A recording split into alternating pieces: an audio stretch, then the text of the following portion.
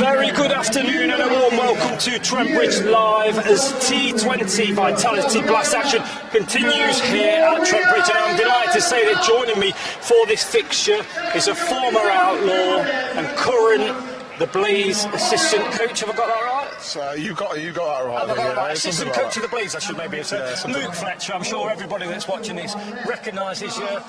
What's it like? Well, I mean, you've had a game, to be fair. Yeah, well, not quite a game. No, we got beat by the weather, unfortunately. So at least it wasn't the other team.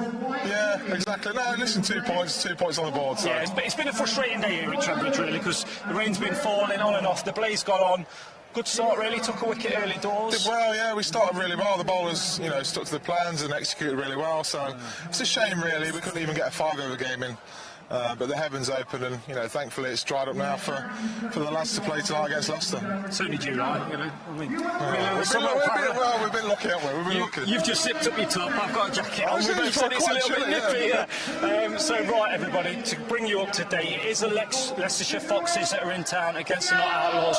The toss has taken place between the two captains, and it was Leicester that won that toss, and they've elected to have a bat. Just Fletcher, obviously, that little feeling of maybe having a bat first.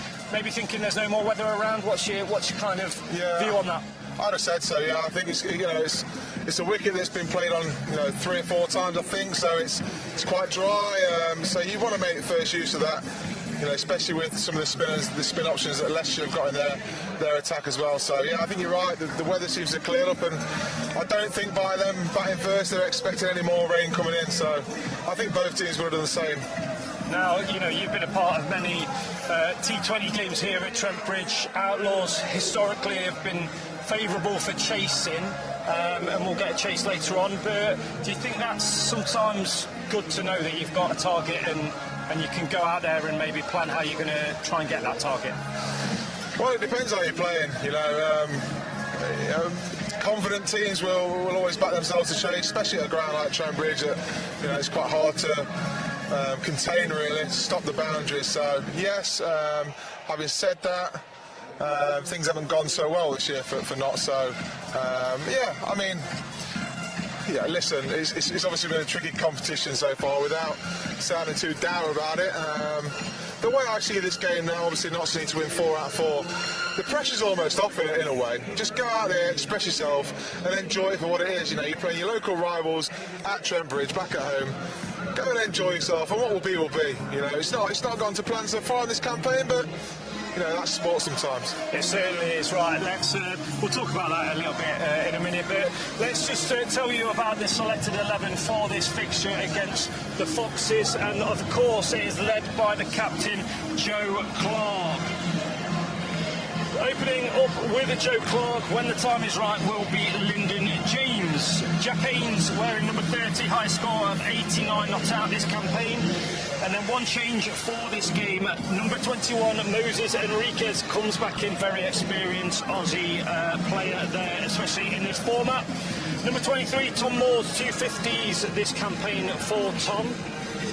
Whereas number 14, it is Matthew Montgomery. Number 95, again, another experienced Aussie there in Daniel Sams. Wearing number 22 is Liam Patterson-White, joint leading wicket taker in this year's campaign is LPW.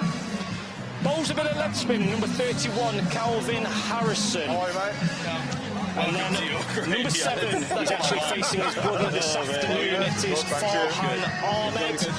And then finally, another change for this fixture is number 18, and he is joint wicket taker in this year's campaign. It is Dylan Pennington. So that is your selected 11 for this fixture. Now, I'm delighted to say that joining me, we've both got our shirts on, it is Robbie from I want to get this right, tell everybody where you're from. Is it the LGBTQ? The Outlaws LGBTQ plus supporters group. Exactly. Now, obviously, today is the Pride fixture. Just tell everybody a little bit about what that's about and why it's for this game and what it means.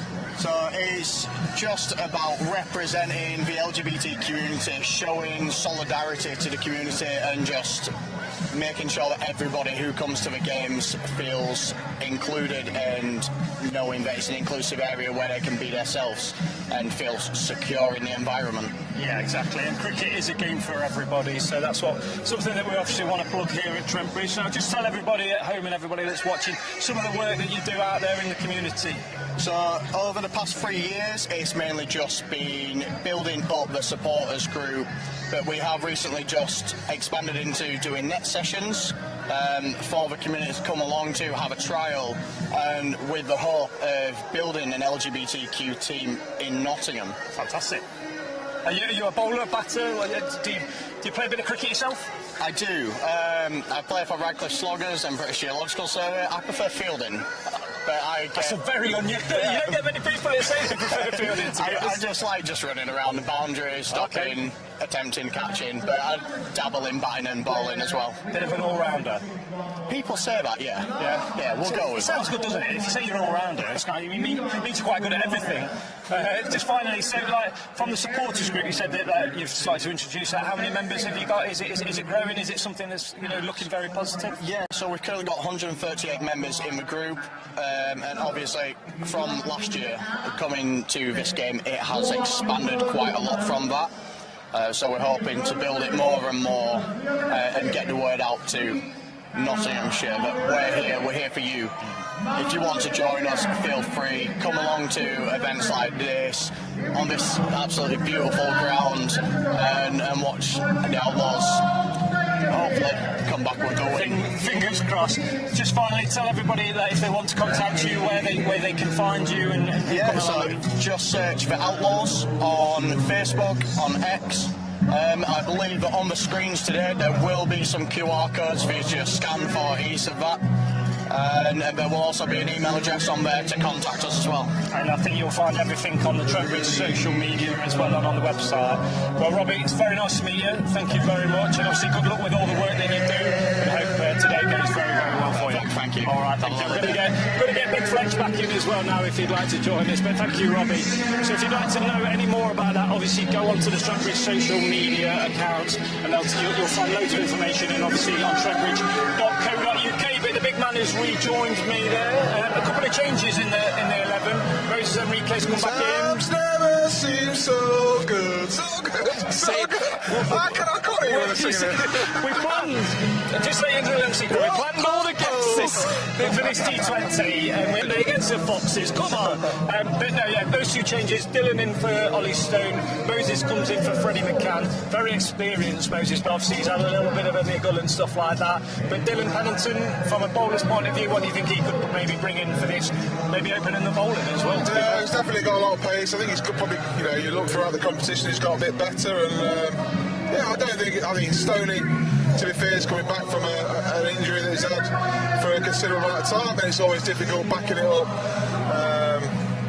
With 1 day rest in between, so don't know the ins and outs between that, but similar style of bowler really. Probably look to bowl early in the power play. I think we're going to have to just potentially move. He's taking the mickey or what? They're doing it on purpose. Are you taking the mickey? They're doing it on purpose.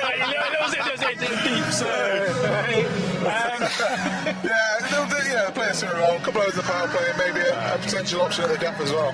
Now, you played against the Foxes many, many times. If we look at the head-to-head record, then actually they're one ahead of us now. Obviously, really? Yeah, they're one ahead of us. Yeah. I don't remember losing to him, mate. Wow. Facts are the facts, mate. I can't really do much about that, to be fair. Well, to be fair, they've had a lot of success over the years in this competition. They've done well. They've got a good side. They seem to have regrouped, and they've got some young talented players, and they've done well in Championship cricket and T20, so it'd be a tough game. Well, I mean, if we think about the last time we played these, obviously it was this year down at, it's not called Grace Road now, but Upton Steel County Ground. Yeah. Obviously, they got the victory by 4 wickets. Just looking at Sol coming down here, obviously, potentially opening the batting. We've just seen Rian have a little bat in front of us there. They've got some power. They've shown that against us earlier on in the campaign. What do you think we need to concentrate on in this power play? Well, listen, early wickets is a key. Really, you try and get into them straight away. And if you don't pick up the early wickets, Sol Bullinger is going to come out all guns blazing. So it'll give us an opportunity to take a wicket. And if not, then damage limitations. You try and get out the power play as safely as you can, restrict the boundaries. But that's all. It's a difficult place to do that here at Trent Bridge. I think the wicket will it might take a bit of adjusting for the batters early on. So if the Notts bowlers start well and they get into the Leicester Foxes, then listen, things could change. So, but I definitely think, I know Sol's going to come out. He'll come out swinging. So that's a wicket you want to see off as early as possible. But I mean, you said earlier, obviously, everybody knows it's kind of been a difficult campaign, a stop-start kind of campaign. Feels like it's never really got going, doesn't it? Really? I've described it to a few people as sort of like we're a bit consistently inconsistent. Do you know what I mean? In certain games, in pretty much all games, we've seen something in there, but we've just not managed to maybe keep that kind of for all the game to result in a win. But you said earlier that maybe that relieves a bit of pressure for us today. Well, I think so. I mean, I've only recently finished playing, but you sort of put your players' head on and think, we've got nothing to lose really. We win every game, we give ourselves a chance of getting through. From a player's point of view, go out there and express yourself and enjoy it. Be up for the challenge, and you've got to want them pressure moments. This competition it's hard work. There's not really much in between really. It's either a good day or a bad day. Yeah, that's pretty much it. We always say in sport, don't you? Kind of like, don't get too high with the highs, don't get too low with the lows. Yeah. And this format you can be up there one day, can't you? And then you play the game the next day and you're down here because you've kind of lost. So you've got to keep that middle ground. You've got to try to. Yeah, you've got to try to. And because it's so thick and fast, I think in this format you can get in a bit of a rut with winning and also with losing. You find ways when you're going well to pull it out of the bag and win games, and when you're going for a bit of a losing streak, you just seem to can't. You might drop a catch or a bit of a fumble in the field or anything really, and it seems to cost you. So it's very difficult to get back. But one individual bit of brilliance from there's players in both sides there that could win you a game on any given day. So you just never know. Now, as people know, you've had many a game down here. Your favourites stand behind you. Yeah. The Rally Road. One thing maybe we're seeing more and more, especially this year, is spin part of the power play, and that's something that you don't really, in the history of it, it's not really something that we've had. Do you think that's the way that maybe the game's going? That spin's just having more of an effect, maybe pitches-wise? What do you feel that is? No, I just think, I mean, you look and talk about matchups now in the preparation before games to certain players. So, if you go with two left-handers at the top of the order, then off-spin seems to be a good matchup for that. So, I think, especially now the wickets we're getting to July, August, the wickets are a bit drier and you're playing on used pitches, that's going to bring the spinners into play even more. You saw the last game, the bowling spin at the death now as well. So, I think any player now, the way the game's been played, you've got to be ready to bowl at any given time. It's such a brutal format that things can change very quickly. Yeah. And you just got to be ready. Yeah. Well, the bell's just rang, which means we're a couple of minutes, so I'll get one final thought from you, Fletch. We can see the Notts lads there on the balcony. They're about to head down. Leicester's here. If you're from a Notts point of view, what are you looking for? What kind of target would you be having in mind? I'm not setting no targets. I want to see them go out there and play with passion and pride and get stuff. Hopefully we have a good game. You're going to come back at I'm going to come back all the time, yeah. I was going to say, otherwise I'll be talking on here and nobody wants to watch that. Look at the TBR for one. Well, there you go, you've heard it from Fletch there. The lads are about to make their way down. The mascots and all the kids there waving the flags. There's plenty of people in the crowd. He's not setting a target, but a target will be set. We'll be back at the interval, but let's join your BBC radio commentary team. I can't remember who does that. Wow, who is it? I think it's a newbie. Is it a newbie? I think it's a newbie. Is it? Yeah, do you want to introduce him?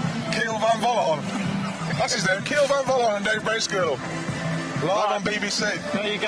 Tune in, folks. Foxes are batting, the Outlaws will be bowling. 20 overs, fingers crossed. We'll be back at the interval. But let's join your BBC radio commentary team, which is led by he calls himself the Sheriff of Newark. It's Dave Bracegirdle.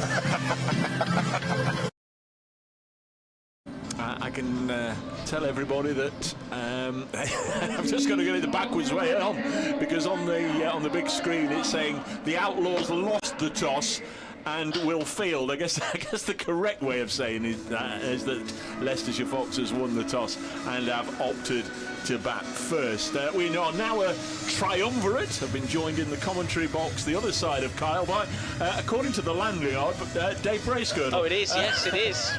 I've suddenly got much better good looking. I'm much more good looking. I don't know about that. Hello, Adam from BBC Hello, Radio Leicester. Hello, just pinching my ID to sneak out onto the pitch for the team toss. We think we know what happened, but it was ironic. Just as they started up, so too did the hover cover. It just about managed to drown everything out. So though I was trying to follow on afar on the big screen, couldn't hear a thing. But you were out there. I was out there. Leicestershire won the toss and chose to bat. They're unchanged as well. Leicestershire sort of horses for courses this season. Over the previous few years, they've decided they've always wanted to chase, but they feel that it's a used pitch out there that's already been played on, that it'll start to cut up a little bit more, and so they've decided to bat on this occasion. Yes, a way that could backfire might be if the weather comes in. You know, we all know about chasing and revised Duckworth-Lewis totals and all that sort of business. So, in a sense, we're under attack here, I think. I often feel it's a little bit of a waste of a firework setting it off in the daylight, but the youngsters that are here are enjoying it anyway. Even if we're not, we're going to get that acrid smell of smoke blowing into the commentary box in just a moment. The predominant colour today is going to be green, not in the dark green with the gold names and numbers. The Foxes, who seem to change their colour of choice every season, they're in green. Praise God. Adam Whitty, as we've said, let's just hope, fingers crossed, that we get a game in. Sneakily, Adam, whilst you were just joining us, I said this is a match where maybe somebody looking at the table might see it could be mid-table and not much to play for, but of course the Leicestershire point of view is that there's only 4 sides ahead of them and a good run from now to the finish, and you can gate crash the top 4 and the knockouts. Yeah, I think from a Leicestershire perspective, as fans will always enjoy coming here and watching their team beat the team from the biggest city. I think they will see this as an opportunity to get themselves right back in the hunt. They're on 28 points behind Lancashire, and then you've got Durham and Northampton on 24. They'll see themselves as getting right back in the hunt. I think they'll also feel they can kill Nottinghamshire off. Let's go then. Yeah.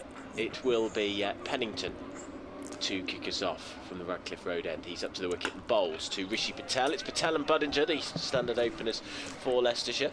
I've not actually mentioned that there are 2 changes to the Notts side. Dylan Pennington back in for Ollie Stone. Pennington, who served a 2-match ban. The less we go back to that and the reasons behind it, the better. So Pennington back in for Ollie Stone, who made his season debut at Durham on Friday. And Moses Enriquez, the lesser spotted Australian, has only played 3 matches, had a back injury. He's in for Freddie McCann. Pennington, tall, blonde haired, up to the wicket, bowls to Patel on leg stump line, and he glances it to the leg side, just in front of square. It's fielded out there in the deep, and Leicestershire off the mark. Patel has underachieved in this tournament, actually all season. Budinger less so. He's the sort of big hitter for Leicestershire. Yeah, he played really well in this fixture. On the reverse side of the fixture, he absolutely whacked it to all parts. So you were speaking about the table, and obviously the Foxes having played a game less than the Outlaws. A win here potentially could take them up into 3rd. So with their net run rate, so it's a massive game. You could get off to a flyer here, put the Outlaws under pressure, who have been a little bit fragile with both bat and ball this season. Pennington in, running away from us. That's down the leg side and let go by Budinger. So they'll have to bowl that one again. Yeah, I agree. The problem for Leicestershire is they got absolutely hammered by Yorkshire a few games ago. So their net run rate is minus. So essentially they've got a point fewer than the rest of the teams around them. So they will feel, unless they can hammer themselves a number of teams, that they've got to win more games than others, and they're running out of opportunities to do that. 4th ball of the first over, Leicestershire against Nottinghamshire in the T20 Blast. Here comes Pennington in, outside off stump, and Budinger pushes at this straight to mid-off, and there is no run. 2 for no loss. Yeah, despite all the rain we've had today, of course it doesn't do anything. Season started, not been an awful lot of rain here. Tough going for the ground staff. Tall figure of Pennington kicks up his heels. He's past the umpire now. He bowls, and that's pulled horribly by Budinger, and he doesn't even make contact. It was pulling from the offside to the leg, and there is no run. Slow start from Leicestershire. They had a fiery start against Birmingham on Friday night, but kept losing wickets, which was what cost them the game. It's a much slower start in the power play. The 2 fielders out in the deep. One at deep backward point, a very short boundary over on the offside to the left-handed Budinger. who waits now. Final, penultimate ball of the over, and he defends it and pushes it back. It's just good over from Pennington. Yeah, really nice start this. There's been a lot of talk about Notts' bowling attack, conceding 200, again conceded 200 plus on Friday night. So, as you say that, there's sort of, Joe Clarke feels that slip's not in the play here, and Calvin Harrison's dropped into mid-wicket just to sort of protect the over. It's been a very tidy one. They need to start well, and they have so far.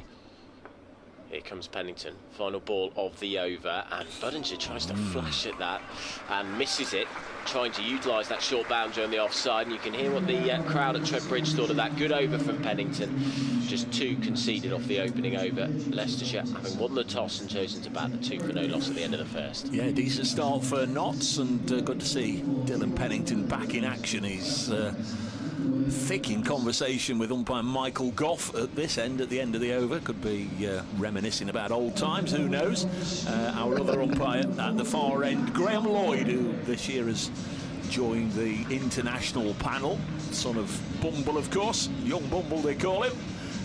Our match referee, Dean Kosker, the former Glamorgan spinner, make up the full complement of our officials. This is not a televised game, so there'll be nothing referred up to the big screen. Here's Matthew Montgomery, shell-shocked from Friday night, we hope not. His first ball is punched into the offside. The wheels came off for Notts Outlaws in unfortunate circumstances at Durham on Friday night, which I might not have time to touch on with Montgomery firing through his overs so quickly. Second ball of the over already pushed up to mid-off, but he ended up bowling the 19th over when not expecting to do so, and went for 32 from it. There we are, we won't touch on it again. He's in once more, and Patel drives it for the 3rd time in the over up to wideish mid-off, and a single, 3 without loss after 9 balls. The Foxes, who are trying to do something here that they've not done for 20 years since they did the double over the Outlaws. 2005 the last time. They've had plenty wins apiece going into this one over the years of the blasters. Budinger forces this into the offside and will take a single, pushing it to one of his former academy and second 11 teammates here, Lyndon James. Of course, there's strong links in the Leicestershire side. Louis Kimber was here in the academy, and so too Rian Ahmed. Next ball slashed away for 4. First boundary of the innings, and Patel just getting one that he can cut away towards the William Clark stand-up backward point, and the first boundary. And good noise, good cheers from the followers. It's always a fixture that attracts plenty of travelling support, whether it's the Notts fans. Noise then, Colin, that ball at the boundary rope. Yeah, really nice shot that, just a little bit short and wide, and Rishi Patel's too good a player to miss out on that. Montgomery in once more, and Patel will drop this on the leg side. He goes 2 paces, Budinger goes 2 paces, but then sanity prevailed through 2 overs. I don't think Notts will mind this after the way they left Durham the other night. Absolutely shell-shocked from the first 2 here. Stark difference. Well bowled, Monty. Yeah, it's a really nice start that. Monty unfortunately reminded that he had a really tough last over, so good comeback. And we're going to see double spin now. Farhan Ahmed, who I'm sure will be bowling to his brother at some stage this afternoon, but the young off spinner going to be coming around the wicket here to Sol Budinger, so lots of spin in the Notts ranks, and well, we've seen back-to-back overs of spin here. Wearing the number 7 on his back. Yes, it was Rian who comfortably won the duel last time the sides met, getting a half-century. Interesting, they've put the 2 fielders out on the leg side despite that short boundary down there, which would suggest he's going to bowl tight to him, doesn't it? Here is Ahmed bowling, and it's carved straight to cover. Looked like there was a little bit of spin there. You mentioned earlier that it is a used wicket, so I'll tell you what, Rian Ahmed will be licking his lips if his brother's getting it to turn. It's a very flamboyant start to the run-up from Ahmed. He sort of skips and jumps and bowls a straight delivery, which is defended by Budinger. Very interesting start to this. Yeah, I've just seen Rishi Patel's almost gone as holding just holding, just signalling out to the dressing room there. So just sort of justifies the winning the toss and having a bat. And here comes Ahmed again. There's a slog sweep, and it's missed the wickets. I don't know how, by a lick of paint, and it's going to run away for 4, possibly leg buys. No buys. Just went through without touching anything. And there's a much-needed boundary. It's a very good start from Ahmed, and there's quite a lot in this pitch. 12 for no loss, but Leicestershire are not finding this easy at all. Bit Rishab panicked. Up he comes now. And back goes Budinger, carves this. Forward of square, it's going to race away for 4. There's a big chase going on down there, but the ball is going to win. Down to cover. And that's much more like it. Yeah, from early sort of thoughts on the wicket here, it does look a little bit slow and looks like it's going to hold up a little bit. So I'd be quite interested to see. You'd hope that the thought process here is as a Outlaws into the wicket, slower balls. Only thing is, spinners rather miss slightly fuller than slightly short. And as you've seen there, Rowan Ahmed just missing slightly short there. Sol Budinger waiting on the back foot and cuts it through for 4. So lovely shot, 16 for no loss. White clouds above as Ahmed comes away from some bowls. Back goes Budinger. That was a quicker, flatter delivery from Farhan Ahmed, who is the younger brother. So we'll see the older brother come in very shortly. But he won't be bowling, Rahan.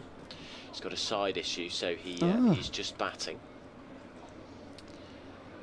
Can't hack it, these leg spinners.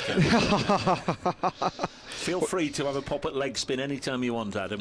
We've got one sat between us. We're a soft bunch, aren't we? We're a soft bunch, us leg spinners. Ahmed staying around the wicket to the right-handed Patel, who slog sweeps and gets a good amount of contact on that, but there are fielders out there on that short boundary to the right-hander, and it's well fielded at a wide, fine leg. And so that is the end of the over. Leicestershire just ramping it up a tiny bit. Just seeing how many runs were off that in the end. Was it 10 off the 10 off the over. Yeah, 4 of them buys, though, so they could have been... You'd like to think on another day they could have been stopped. Just mentioning former Leicestershire player, former Leicestershire favourite, former Leicestershire world record holder, Colin Ackerman. It was him who did for Notts on Friday night, getting a quick-fire 85, and it was him who took 32 off Montgomery, who's going to get a second over here. His first one went for just 6 runs. Some dark clouds around, hope they blow past. Montgomery bowls and swept away nice and fine, but that's a decent bit of fielding from Liam Patterson-White, the slow left-arm spinner. He's kept them down to 1. He saved 3 there, Liam. That's really, really good work. Yeah, he's armed for throwing himself about because he's got those white sleeves on. Does like to chuck himself around.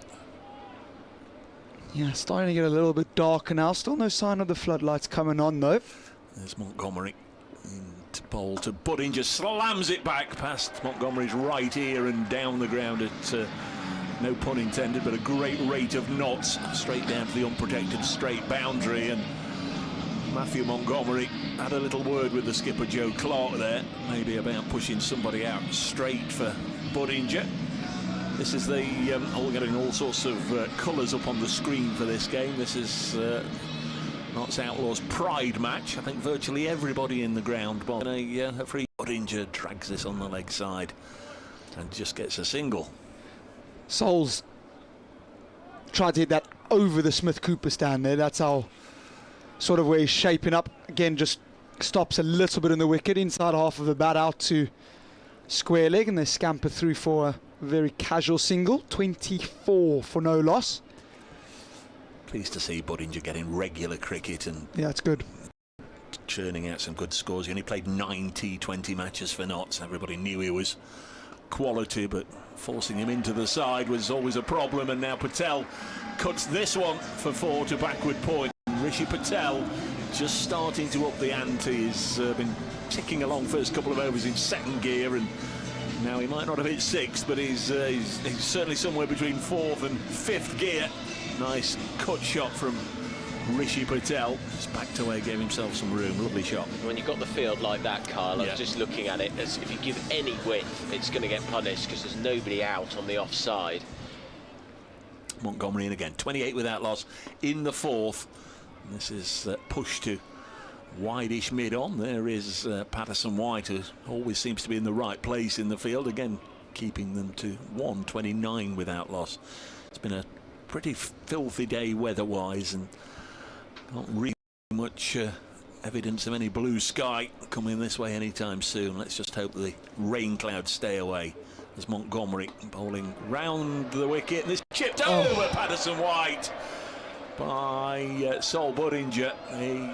He leapt and just couldn't reach it. Former Notts and Leicestershire favourite Will Jefferson might have been in the game there. Only just cleared Patterson White, and a couple of, there's a nice topical reference, Will Jefferson.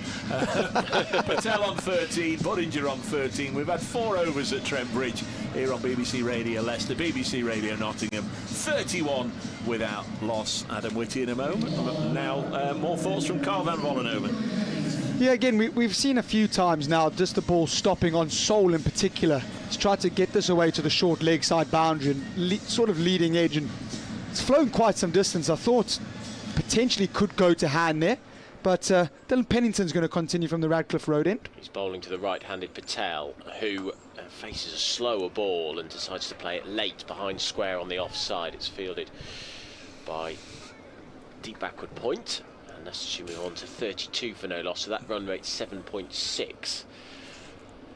Which is okay. I guess it's the fact that they haven't lost any wickets, which is probably the best thing. Yeah, it's Calvin Harrison covering that expanse of Trent Bridge turf away to our left. He's regularly out on the boundary. That was a big hit, and he moved right across his stumps.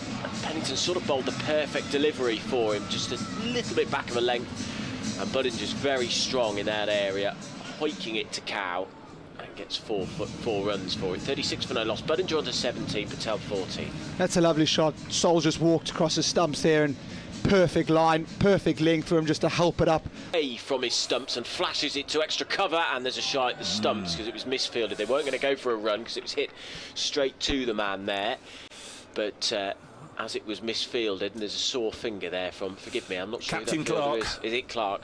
There's a shot at the stumps, but Leicestershire do get a single. 37 for no loss. Just speaking about Captain Clark there's obviously a little bit of what would be expected, a little bit of dampness out on the outfield. He's just got a white cloth, potentially dry the ball. That won't help that Pennington's dropped the next throw in. You just see he wipes it down to keep it dry. 37 for no loss. 4.3 overs. In comes Pennington, and that's a massive hit. Over again towards Cow Corner, opposite side of the ground, but same result. This time from Patel, who moved across, got his front foot forward and whipped it away on the leg side forward of square for 4 runs. And Leicestershire just starting to motor now. It was a relatively sort of circumspect, slow start, but they're starting to increase that run rate up to 8.8 now. Yeah, that ball actually just the area away to our right at as the bowling is from the Radcliffe Road end at deep mid-wicket Cow Corner, if you like, is all the practice nets, and that was the area of concern that stopped the women's game. Very soggy out there. In comes Pennington bowls, and that's a wide. That's a wide regardless. That's probably a wide in first-class cricket, never mind T20 cricket. And it was because Patel moved out of the way, and then there's a misfield. As a result, it was so wide that Moores, diving to his right, could barely get a hand on it. Stopped it for going for 4 byes, but that meant we got an extra run added to the total. Incidentally, I should apologise. I said it was umpire Michael Goff at this end. Michael Goff should have been standing, but late replacement Tom Lungley is doing the job. That's Lungley at this end. Pennington past the umpire now, bowls a slower ball, and Budinger reads it but still can't get it away. There's another shot at the stumps from Pennington as Patel goes to the striker's end. But they get themselves through. If the umpire signalled a leg by, I missed it, so he must have I think it was an inside edge onto that. Yeah, inside edge. 44 for no loss. Will be interesting to see. Notts, obviously Lyndon James hasn't bowled more than an over a game.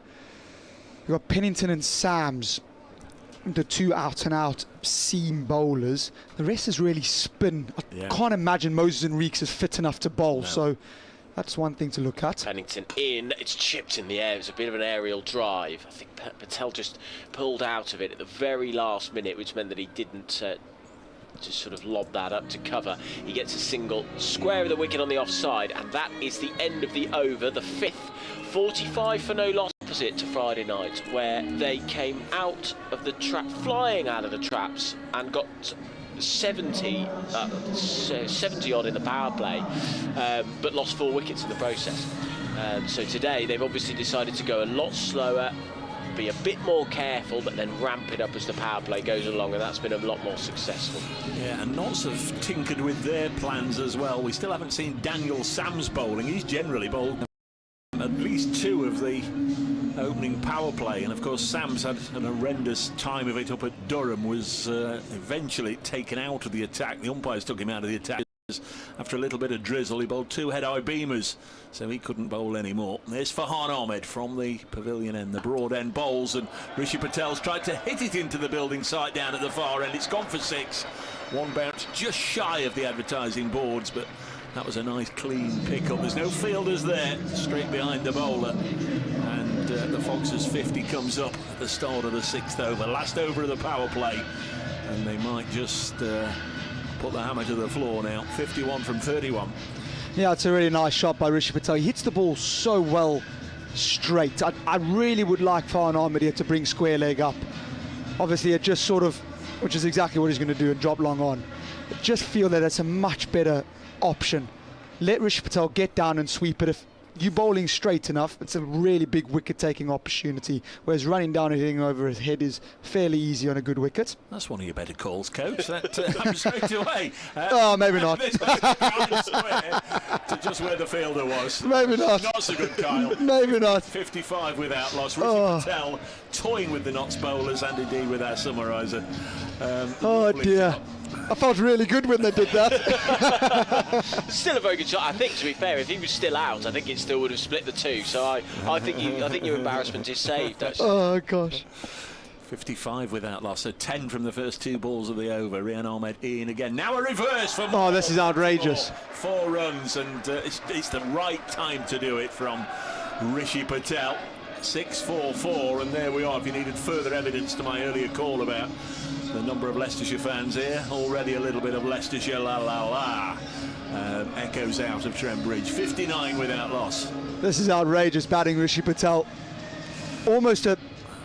It's more of a switcher than your conventional reverse sweep. He's gone up and over backward points on purpose there. So Notts have reinforced the offside to try and stop him from doing it again. 6-4-4, and he'll just pleasantly push this into the open spaces on the leg side. Out to Daniel Sams. First time I've mentioned Sams.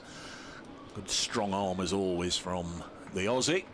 And a single, and Patel has now gone to 34 from 80. Farhan Ahmed round the wicket to the left-hander, who punches it into the covers, and there's no run. Straight to Joe Clark, the Notts skipper. 60 with Outlaws. 1 ball left in the power play. Leicestershire comfortable winners by 4 wickets at Grace Road on the 19th of June. End of the initial power play, played under gloomy conditions, dark clouds around. The floodlights aren't on though, but thankfully dry. With Outlaws, Budinger 20, he'll be on strike, and Rishi Patel is on 34. Yeah, really good power play that for the Foxes, going at over 10 and over on what doesn't look like the flattest wicket, in all honesty. And still no Daniel Sams, so we're going to see LPW, Liam Patterson-White, into the attack. Slow left arm spinner. Still haven't seen Notts' big overseas Daniel Sams. Not quite sure what the plan is there. Obviously, potentially feel used wickets, or maybe just the plans pace off to Sol Budinger and Rishi Patel is a better option than pace on. I'm not too sure. Adam, you've watched them a lot more than I have. Is something that they really enjoy, pace on, maybe vulnerable against spin? I don't think so, really. Patterson-White is in, and Budinger and just drives this down. You said earlier, which is, it seems to be that's what most of Notts' bowling options are. Yeah, they don't look too vulnerable against spin. Yeah, Budinger in particular is a good player of spin. So is Patel. Actually, they're one of the 2 better players of spin in the lineup. But that just seems to be where most of the options are. It's Patterson-White bowling from the Radcliffe Road end, so the end closest to us. So it is Patterson-White who moves away from us. The tall figure of tosses this up, and it's driven down the ground again by Patel. So the men out now. We've got a wide long on, deep square leg. Long leg is coming up, and then we've got a deep... Oh, in fact, it's a left-hand, right-hand combination, isn't it? So we've got a deep point, long off. As Patterson-White comes in, back goes Budinger and glides this into the leg side. We've got a deep backward square leg, deep mid-wicket and long on. And so the score moves on to 64 for no loss. This is a much better performance from a Leicestershire perspective. They handled their power play really badly, and it cost them the game on Friday night against Birmingham Bears, as Patterson-White is in, and Patel makes room for himself and finds the gap, but he's not going to get a 4 for it. There's a man at the infield on the offside, and then long off, and it beats both of them, but long off is able to run round, and Patel moves on to 36 off 20. Budinger playing the anchor role, 22 off 20, which is rare from him. He's the left-hander waiting. As Patterson-White left arm round, the wicket comes in. That's driven down the ground. It's quite an agricultural shot from Budinger. A lot of bottom hand in that, and he plays it down for a single. This is by Patterson-White, just sort of trying to stem the flow of runs that has come in the overs before. Can he get out the over?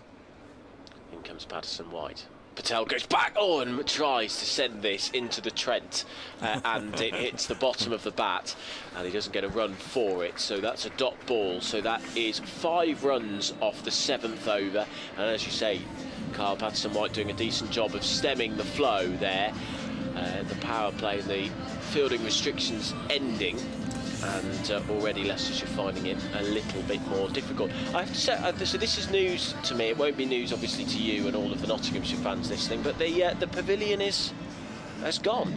It's being replaced. It's redevelopments this year and next year. Yeah, in preparation for the 2027 Ashes, isn't it? And they're redoing it all. In this day and age, as you well know, Adam, there's more and more need to have not only men's changing room facilities but women's changing room facilities. They obviously need to improve the umpires and the match officials areas and all that sort of business. So totally new developments. Here's Daniel Sams in and bowls and hit through the offside and away for 4. First ball by the punchy Budinger, and the Foxes are up to 70. That was a glorious shot, wasn't it? Gorgeous shot, over pitched, and Sol Budinger absolutely whacked us through extra cover. Don't think Joe Clark's blinked and it's past him. He's hit that hard. Really good shot. He hits the ball hard just in general, to Sol Budinger, but that one was absolutely smoked. So Notts have got the field spread now outside the initial power play, but unable to prevent the first ball of Sam's spell, going for 4, and then a swish and a miss from Budinger. That literally was a swish and a miss, a very aggressive attempt at it. The Notts team, and there were one or two of you like your stats. Joe Clark's playing his 88th match for Notts today. Bottom, who played in the 2006 final here. Finals day was here, and Leicestershire Foxes won it, beating Notts on the last ball controversially. Here's Sam's in, and this is wide of the pegs. No way was that a no ball, Dave. I don't know what you're talking about. Allenby to Will Smith, and that one has been rehashed many a time in meetings since then, and many a time when I've gone to toss and Will Smith has been the match referee. Always bring that up with him. Will Smith, a lovely fella, likes his horses, and now a very much regarded ECB official. 70 without loss, the Foxes. Patel and Budinger putting Notts to the sword in the early stages. That's a slow, low, full toss that has been bunted back to the bowler. Couldn't drop a hand on it cleanly, and a sharp little bit of opportunism there, and they've scampered a single. 71 for none. Yeah, it's good running between the wickets. That Sol just pushing this one down the ground, a slight misfield, and realising that it's gone far enough away that he can scamper through. 71 for no loss after 7.4, so the Fox is going around really nicely here. Want another boundary to keep up around 10 and over. Sams bowls and a slower ball, helped away down to long leg for a single. 72 without loss. Patel up to 37. We were asking, just throwing it out there rhetorically, really, what the reason was behind Daniel Sams being held back. Well, Notts just couldn't go on as they have been going. They ended up on Friday. The last being bowled by spinners, it just really didn't work out for them. 51 overs, as I say, coming from the last 2 overs against Durham and Ackerman, our old friend. 72 with that loss. Puttinger on strike, and the left-hander has got away with it again. Threw everything at a ball outside the off stump with plenty of pace on it, and it took off the shoulder of the bat, looped over the fielder up inside the ring and away for 4. And Daniel Sam's first over has come to an end, 10 from it. And the Foxes are 76 without loss from 8 as the man on the public address system. Not sure if he's giving away T-shirts or what he's doing, but he's making a little bit of a din, so you can have a go at drowning him out, Kyle. Yeah. They Sort don't of. have kiss cam, do they still? Oh, I wish they did. It would have been. No, they do occasionally. Yeah, occasionally. Yeah, they did. They definitely did last year. That was. Did you say I wish they do? Yeah, kiss cam is so I good. like kiss cam. I think it's fantastic. Yeah. Well, I hope they're not listening in the up in the box there. Can I just alert everybody, not only to the fact that Patterson White's going to bowl, but also to the clouds overhead. As Patterson White comes in to start the 9th over, and it's a ball on leg stump which is driven down the ground. You are right, they are dark grey clouds. They are not particular, but they're heading. Then we'll be okay for a brief period at least. 77 for no loss. Buddinger's 32 not out of 26. Patel 38 of 23 at the non-striker's end, but it's the left-handed Buddinger who waits, and he sweeps this, and he's going to get a single for it out to deep backward square leg. You can correct me if I'm wrong, but this feels all a little bit... It's a little bit sedate at the moment, but Leicestershire don't feel particularly troubled. No, they're going around quite nicely. Very comfortable. Low risk and a sort of just playing low risk cricket and ticking along at about 8.5. And here comes Patterson White. Tosses this one up. Patel goes for the big hit. There's a fielder out there, and it drops just in front of him at deep mid wicket. It's a good effort from the man out there. Jack Haynes. It's Jack Haynes, yeah, 30 on his back. So he tried really hard running round to his left to get it, but he got to it basically on the half volley. So Patel gets away with it. 79 for no loss, a single added to the total. Yeah, I was wondering when someone was going to try to take on that short leg side boundary to the slow left armour. Here comes Patterson. That's a lovely late attempted cut. A lot with quite heavy hands. That was softer hands this time to play it to short third man. 80 for no loss, single taken. I was just going to make reference to the fact that the last time Enrique's played, they hit him so well he didn't field it until the 18th. That's the first time he's fielded it. Patterson White, down the ground comes Patel. He followed him, did Patterson White, over to the leg side, and Patel just glances this forward of square. It's fielded by long arm. There is a single added again. So that run rate 9.17, which Leicestershire will be happy about. I think 180, 190 are very much on the cards at the moment. Yeah, they'll already be thinking about the batting order as well. Maybe send somebody up the order to give it a bit of biff. Patterson White moves away from us. Bowls. This is another slog sweep, but it's the bottom edge. It's a thick bottom edge, so it goes near where he intended it, even though he tried to send it over the big stand to our left-hand side. There's a single added to the total, so that would have just been, was it a single for almost every ball? There was 5-6 off the over. 82 for no loss. Patel 40, Buddinger 35, and we've had 9 overs. As I imagine, so normally number 3 has been Shan Masood, the Pakistan international, but he's more of a nudger and a nerdler. He's the guy you want when you're 2 for 1, not 100 for 1.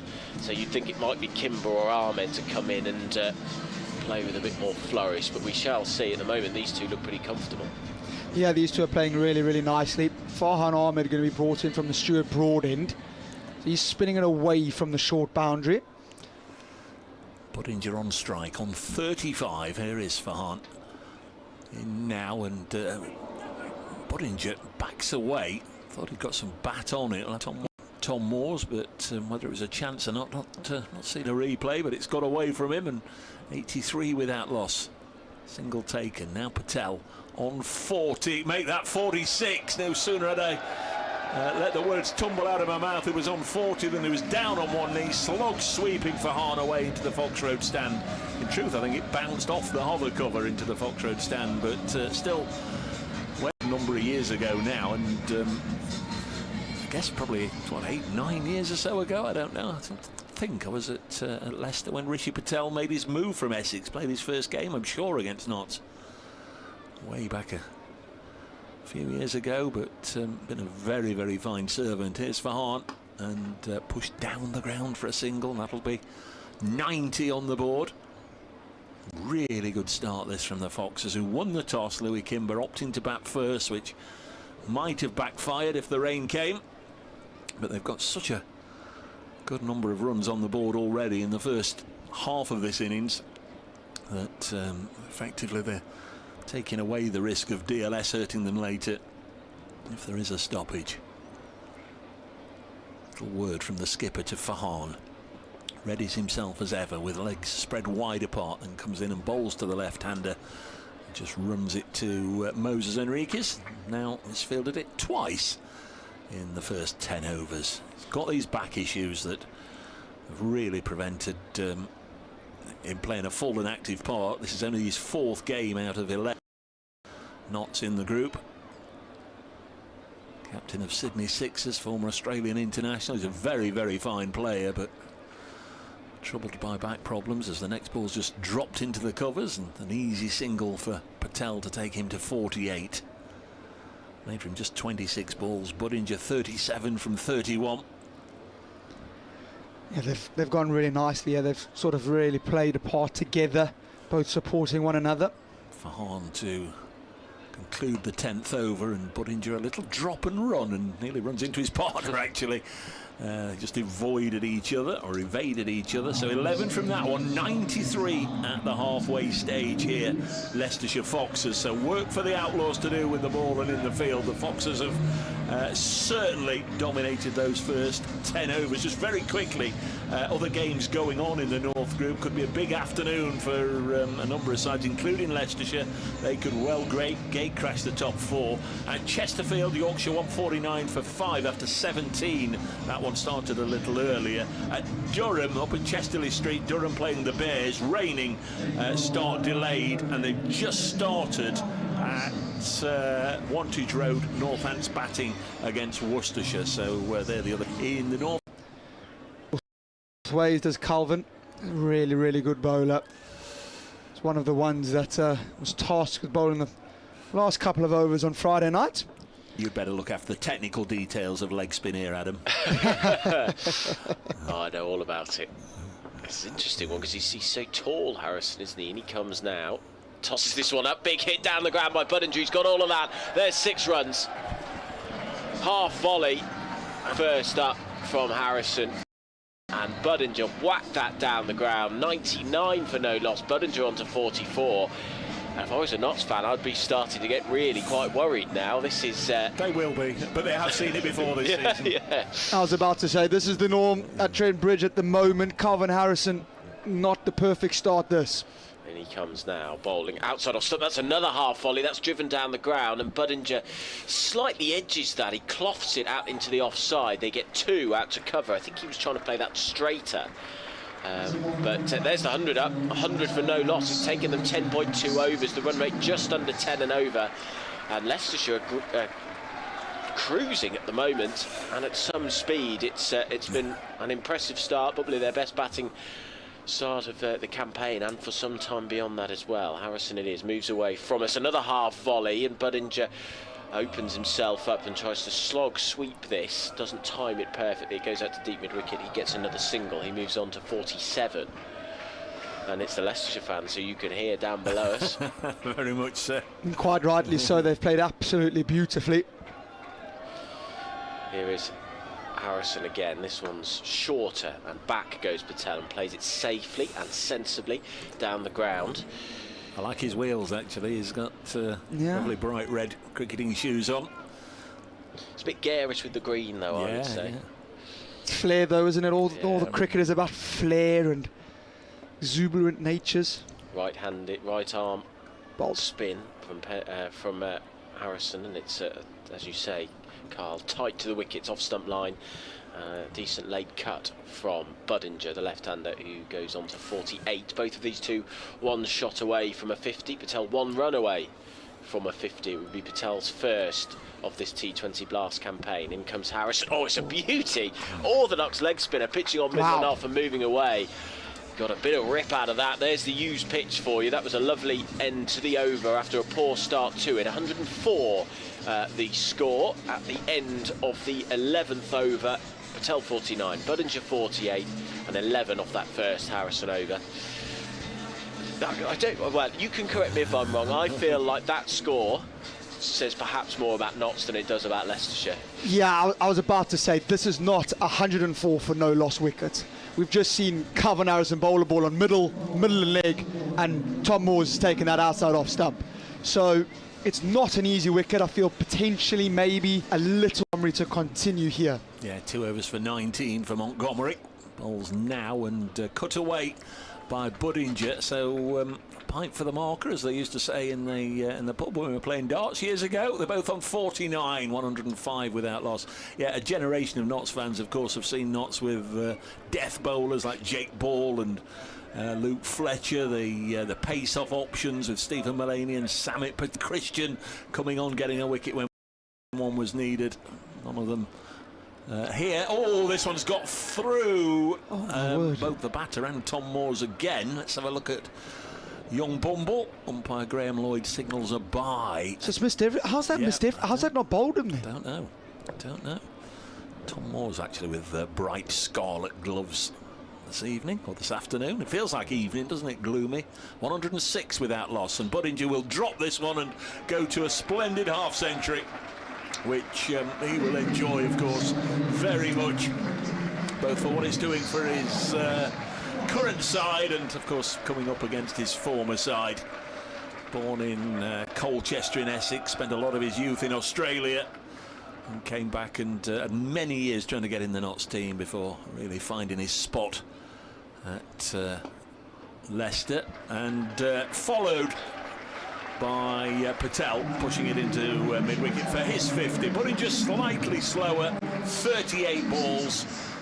Patel 32, 5 fours and 2 sixes. I'll give you Sol in just a moment, if we can. I think he's at 1-6. 5 fours, 1 5 6. fours, yeah. Next ball hit down the ground. That'll 6 be fours. 6-4, yeah. So clean hitting here, and the Foxes now. You'd imagine it will be from here on in. Let's just see how many we can get. 112 without loss. So that stat I churned out right at the start of this. 20 years since the Foxes, for the one and only time, did the double over Notts in the same season. This could be very, very much under threat today. The worrying thing is you still got Louis Kimber, Rayan Ahmed to come, who probably will get promoted ahead of Sean Masoudia. All right, Kyle, all right. Dropped onto the offside. And it's the end of the over, 112 without loss. Of course, these two sides have met twice in the knockout phase. I mentioned the 2006 final when Leicestershire won it. The dramatic conclusion, really, it still splits the sides when Jim Allenby may or may not have bowled the ball above waist high, which Will Smith pulled away for 6. Not still needed, was it 3 or 4 more? But had it been called, had there been the old DRS and all the rest of it, that might have been a no ball and re-bowled. So Leicestershire won that year, and of course in 2020, behind closed doors, there weren't many of us in the ground to see that misfield by Dieter Klein as Notts got home. Scores were tied, but it was Notts who went through to finals day. And Harrison to bowl his second over. 11 off the first. His first ball is down the leg side, and they're going to scamper through for a leg bye. It hit the pads. I was here for that 2020 game. The analogy I've always given for those who weren't listening was, imagine in the World Cup final when Jason Roy spills the ball before throwing it into Butler and he misses it, and New Zealand go and win. It was on counter for power play. In comes Harrison. Back goes Budinger and flashes this out into the offside to point to get a single. It was the amount of runs in the power play, wasn't it? Exactly the same score. It was 122, 123 for 7, wasn't it? Both teams.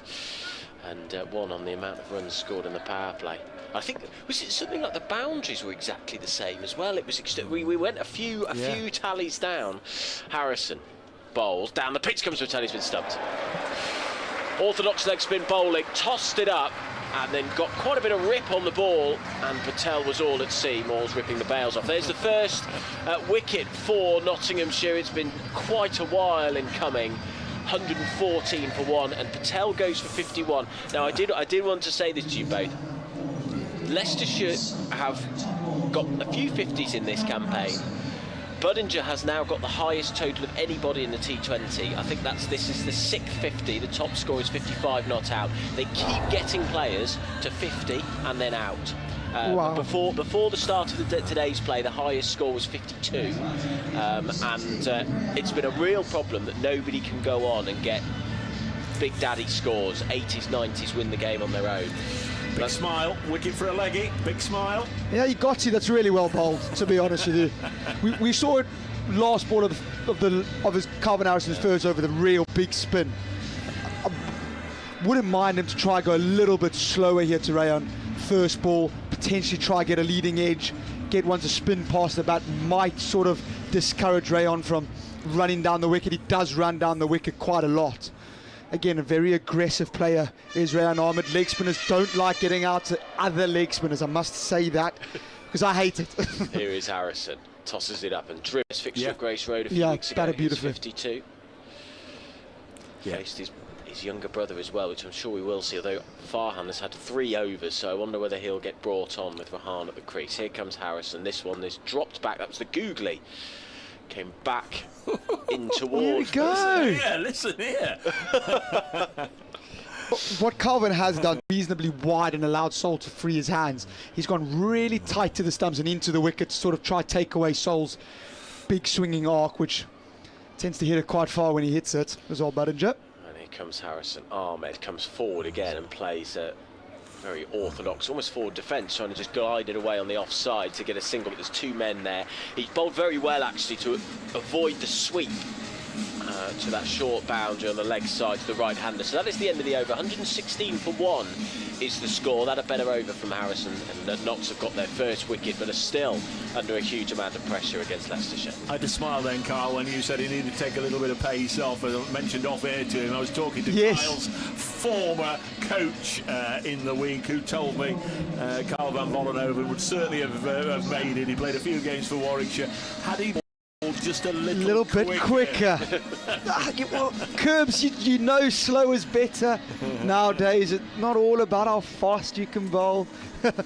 Oh, good man, Steve Kirby. Well, there's a man who can bowl quite quickly under, again, threatening clouds at Trent Bridge. It's Daniel Sams, the Australian, comes in and bowls a full pitch delivery. And now can Budinger beat the count? 7, 8. Oh, he's up, he's up. Absolutely floored by that one, but did well to jab his bat down on it. He was almost out for the count. He's worried about the base of his bat, and it's interesting there on the live stream, those of you watching the pictures. He's got one of those where the bottom is sawn off, which always seems to me like a little bit of a waste of somebody's time. And 100 next that yours is like that. 116 for 1. Sam's in again. Good first ball. This is a slow loopy bouncer that got round about chin height and left Budinger swishing away at fresh air as it goes through to Tom Moores, who's a respectful distance well back. I don't think I'm going to answer your previous question. But you've seen these bats, haven't you? Mine looks like that. Yours is sawn off. Yes, Why? it does look It's like sawn that. off. Do you do it yourself? No, it's not sort of sawed off, but obviously the old school was where it was rounded at the bottom. They're just flat now. I didn't ask for it, I just got given it like that. So didn't ask too many questions. Budinger on 56. Oh, he's bowled! And Sams has had his number in this over, not necessarily throughout the innings, but in this over, Budinger, as Adam says, another one in Fox's colours that gets to 50 and gets out, bowled by Sams, who knocks back the off stump for 56 wickets in consecutive overs for Notts. 116 for 2. It's really well bowled by Daniel Sams. Looks like it's potentially kept a little bit low. It was definitely pace off from Daniel Sams, and Sol Budinger looking to hit it into the Smith Cooper stand. The small Budinger's thought it's going to bounce a lot higher than that. He's lost his off peg. So 2 wickets in as many overs, and Leicestershire just pegged back slightly. 116 for 2. Shan Masood is out there in the middle. Where he'll play next year, nobody knows. 2 years ago, he was with Derbyshire. Last year, he was with Yorkshire. Now he's with Leicester Outlaw next next year, or maybe he'll be playing for Northampton. I don't know, but 3 He's a years. Rutland schoolboy, so he does have connections to this area. Despite being the Pakistan captain, he came here for school. 116 for 2. We've got an Australia-Pakistan duel here as Sams bowls and Sham Masood is away, chopping it out onto the offside. 117 for 2 in the 14th. Notts needed those 2 wickets, Kyle. Yeah, desperately. Under the pump a little bit. Sol Budinger and Rishi Patel batted absolutely beautifully. Set a really nice platform. 2 in batters out as well. It means Rayan Ahmed's got to restart. Shan Masood, well, not restart, they got to start from afresh. So really, really difficult to come out on what looks like a challenging wicket and go bish, bash, bosh and get off to a flyer. So this is the time when Notts can pull it back, drag the run rate back, make life a little bit difficult. Fielders in the ring now, you can see potentially squeezing, try keep batters on strike, make it a little bit difficult to get off strike easily. Just try drag the game back a little bit into their control. Yeah, ideally in the 14th over you want a set player there and motoring, but as Kyle said, scoreboard says Farhan Ahmed 1 not out, Sham Masood 1 not out. Here's Sams in now to not Farhan, I beg your pardon, Rian, the old man of the family at 20 years of age, cuts this to backward point and there's no run. And of course Farhan is 17, incredible stuff. 117 for 2. Amazing, 17-year-old at this level of cricket, and not just sort of hanging around, and he's really competing, he's really making a name for himself. Have you played with or against either of them? Played against both of them. Farhan keeps getting me out, so I don't really want to talk about it, if I'm going to be honest. Daniel Sams passed umpire Lloyd, low full toss, just bunted down the ground by Rian, and this is by a country mile Notts' best over of the contest. 2 runs and a wicket from it. Well bowled Daniel Sams, who was held back by Joe Clark. He's now bowled 2 overs, 1 for 12, all looking a little prettier in terms of the figures for the Australian. 118 for 2 after 14. That 200, you know, it's getting further away. 6 overs left. And this is the problem with what I was talking about Leicestershire being unable to go on and get big scores. It keeps on happening. They can't get big totals because they set platforms quite regularly and then fail to carry on. You said it, Kyle. It's the fact that you've got 2 batsmen in now who are going to have to start pretty slowly, get themselves in, and that's going to slow a key part of the innings as Harrison bowls his 3rd over and bowls a beauty. That's spinning absolutely square. Pitched outside leg stump and came back in, and Ahmed was standing front on to Harrison. Someone at need the a end leggy this afternoon. we had a great view of that, didn't we? Terrific. 1 for 15, Harrison, and he comes now, bowls. That's again a very good delivery. That's slightly straighter. Again, Ahmed can't do much with it. And you're telling us that Rehan definitely can't bowl today? He's bowling. He's bowling. Doesn't matter how bad your side is. You don't get this often in white ball cricket where it spins this much.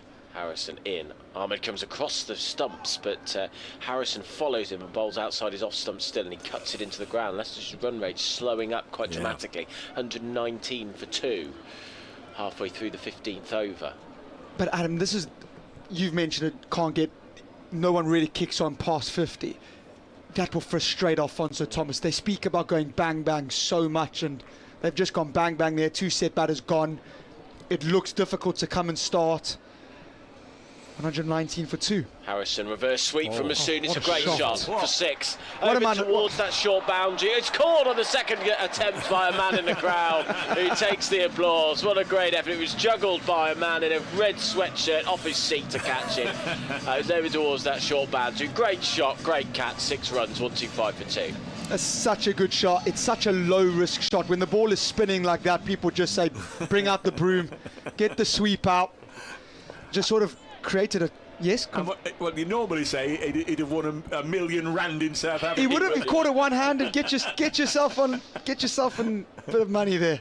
Calvin Harrison tosses it up again. A sweep from Masood. He's chipped it up, but it lands just short of the man at short fine leg and gets away with it. Do they still have competitions from time to time, don't they? Of catches in the crowd. That's a lovely shot, and that might run away for 4. It's square of the wicket. It has beaten the fielder. That's one of the best shots of the innings from Ahmed. He made room for himself. and clobbered it away, but beautifully along the floor.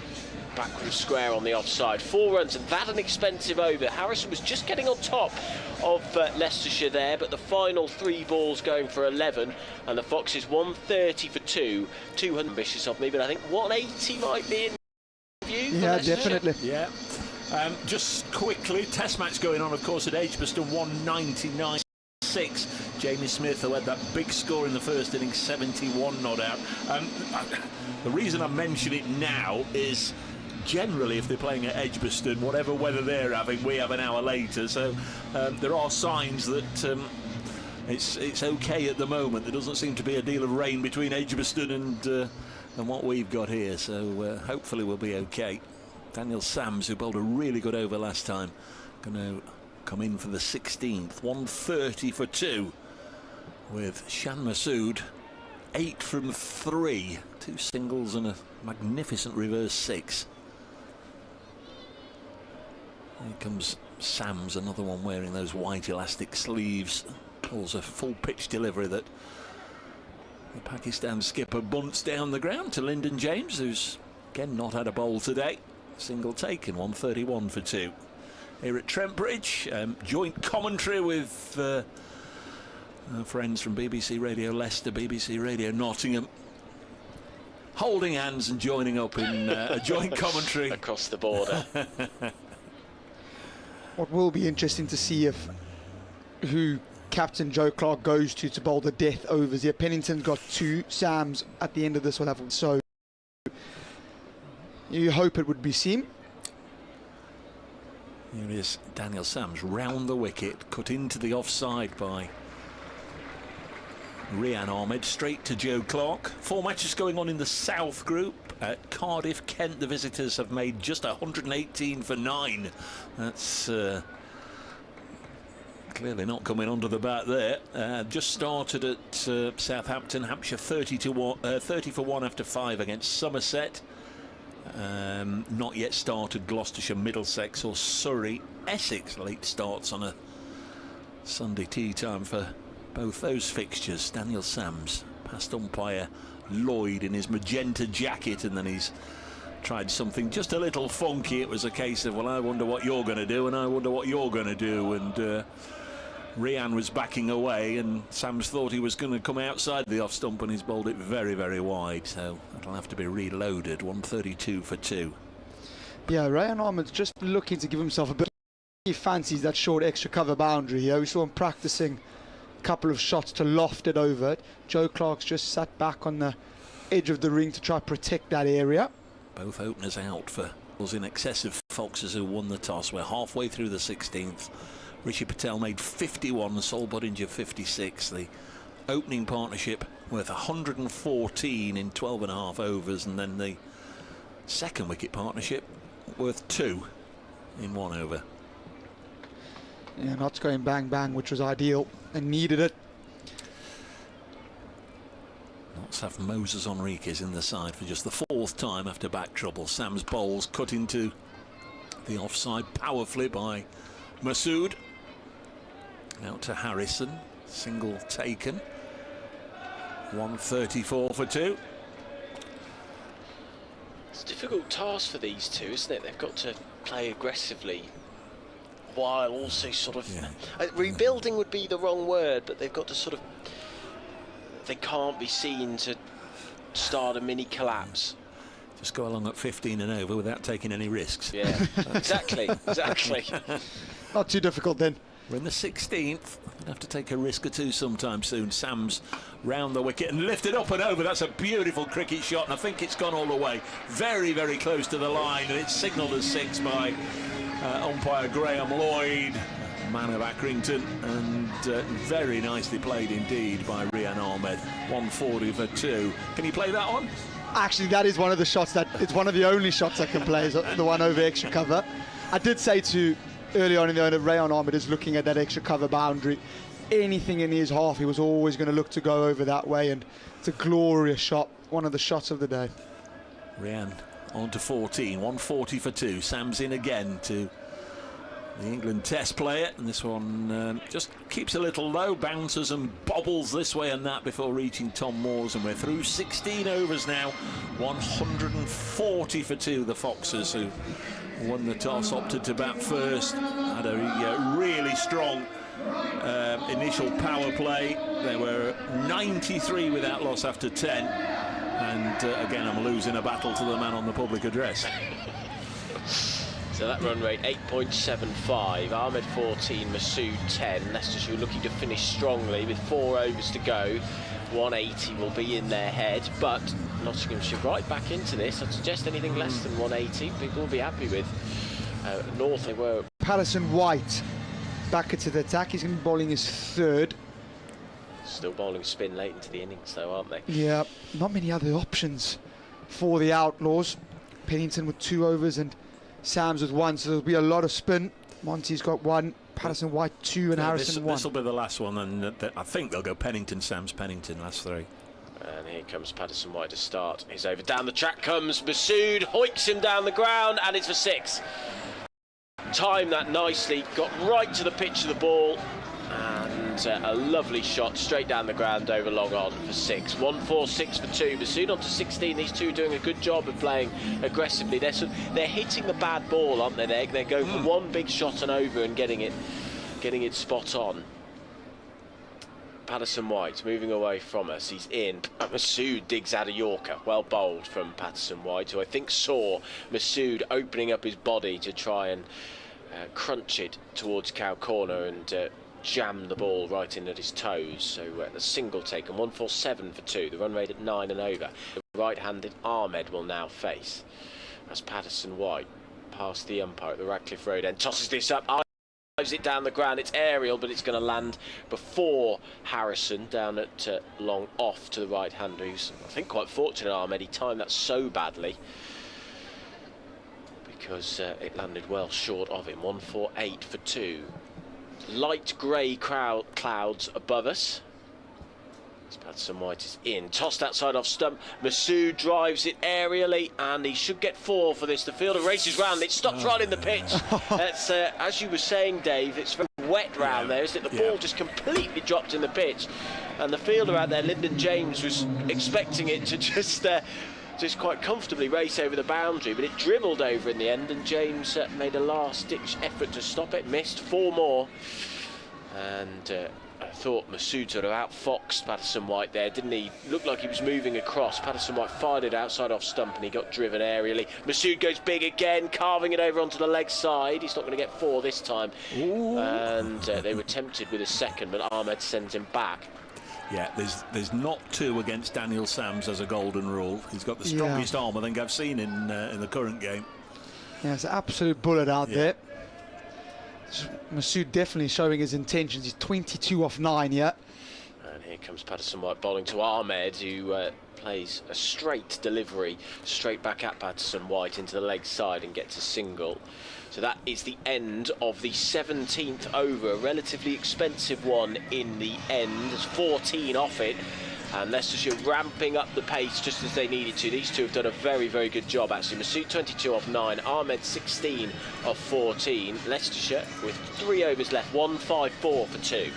Yeah, I expected to said Pennington, Daniel Sams overs so far have been from the far end. Well, if that is the way he's going to go, then they'll have to change ends. Not that it should matter a deal. Dylan Pennington 2 overs, none for 16 on his return to the side.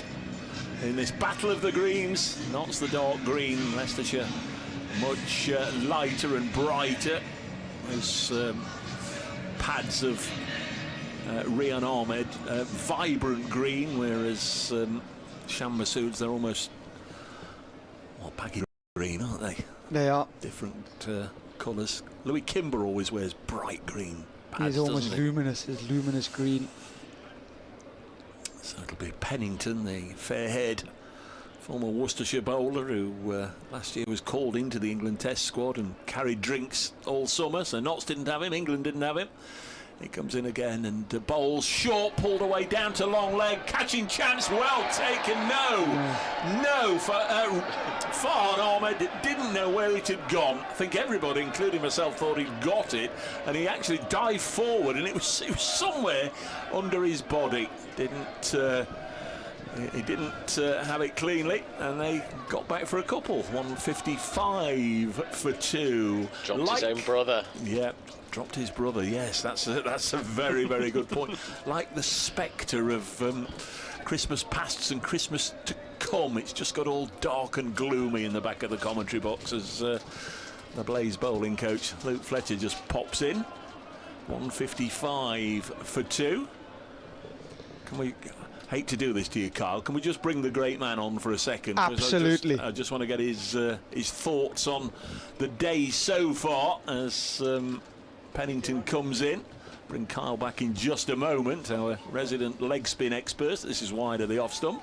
A man who doesn't even know what leg spin is just about to join us. Former Notts fast bowler, a man we could do without there in the middle. Oh no.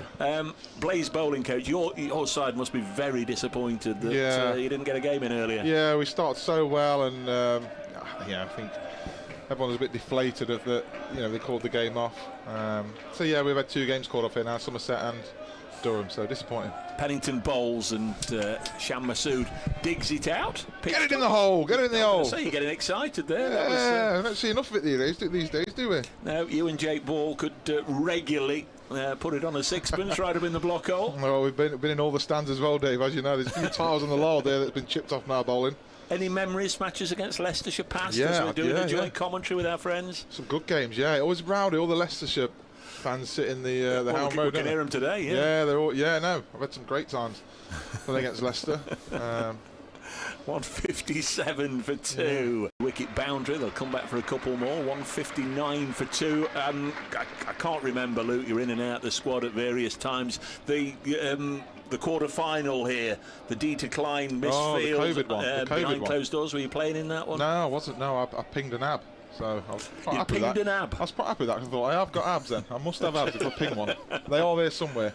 I do. The Samit Patel. You would have been here then. Imad Wasim was at the other end. That's right, yeah. Here's Pennington bowls, and this is hit down the ground for a single by Rian, who moves on to 20. 160 for 2. I don't know if you've been following the game. Yeah, I've been sat with my kids in the stand. Rosie's had a face paint, it's all over my chest now. She's been laying on. I'll have to get out of here. But no, I've been watching it. Yeah, listen, I thought Sol and Patel played really well, and they didn't give too many opportunities away. It doesn't look the greatest of pitches, if I'm honest. It looks like it's turned. You've probably got a better view up here. Yeah, Calvin was getting it to go. Next delivery is just scooped down the leg side, and that'll run away for 4. 164 for 2. Carl van Vollenhoven with us. We'll bring him back in a couple of overs time. Adam Whitty from BBC Radio Leicester, and we've got Luke Fletcher with us just for a moment. And Luke was here along with the rest of us, frustrated earlier on as the rains fell. How's the job going? Brilliant, mate. I've loved it. Yeah, it's been such a good opportunity for me post playing career. Obviously it wasn't too long ago, just to get in and around the coaching scene. It's a great group of girls, great team to be involved in. So. And you've not had to, or shift the family and move to the other end of the country, because there were 1 or 2 offers coming in that I heard a whisper about, as this is hit down the ground for a single. Get Fletcher on a match-by-match basis in the season or whatever. Nah, listen. The fire burnt out. Notts is the place for me. I always felt a responsibility to perform and do well for my own club. I've got such great memories here, and the whole 17 years I've played here. So it would have felt so wrong and so different to put another shirt on. Any regrets? No regrets, mate. No regrets. I would have changed a few things and done it a bit differently at times when I was younger, but no regrets. We've had some fantastic memories, as you know. You've been involved in most of it. Yeah. The wedges in Lancashire won the county championship. That's got to be a regret. You didn't challenge really for the title. Listen, again. if I'm honest, that happened to me so young, and I've probably told you. Do you just want to stay with this over with Adam? I can stay. Yeah, listen. I'd love to have you. Winning the county championship is the best thing I've ever been involved in. It's a shame I never got to do it again. Harrison in to bowl the start of the penultimate over. That's a lovely sweep from Masood. Plays it fine on the leg side. 1-6-7 for 2 is the score. Masood's played brilliantly, 30 off 13. He's normally more of a sort of nudger and a nerdler, finds the gaps, but he's played much more aggressively in this innings. And that's a 50 partnership. He's a proper batter, isn't he? He's a proper batter. International experience. He's not going to be fazed by the situation of the game. I'm surprised Rian Ahmed came in before. You know, I thought it'd. Harrison in, and there's a googly bowl by Harrison. It's a lovely one as Masood goes for a big sweep and it misses the off wickets, but they've managed their risks well, played aggressively enough. Reverse sweep, appeal for leg before wicket, but that's not going to be given. I think it hit him outside the line of the stumps, and so they scamper through for a leg by. 1-6-8 for 2. You have to be quick here, don't you, to get a word in? Yeah. It's rapid. Sorry. No, I wasn't trying. I'm just thinking, trying to answer questions. You have to be rapid. Yeah. Look at how fast-paced it is all.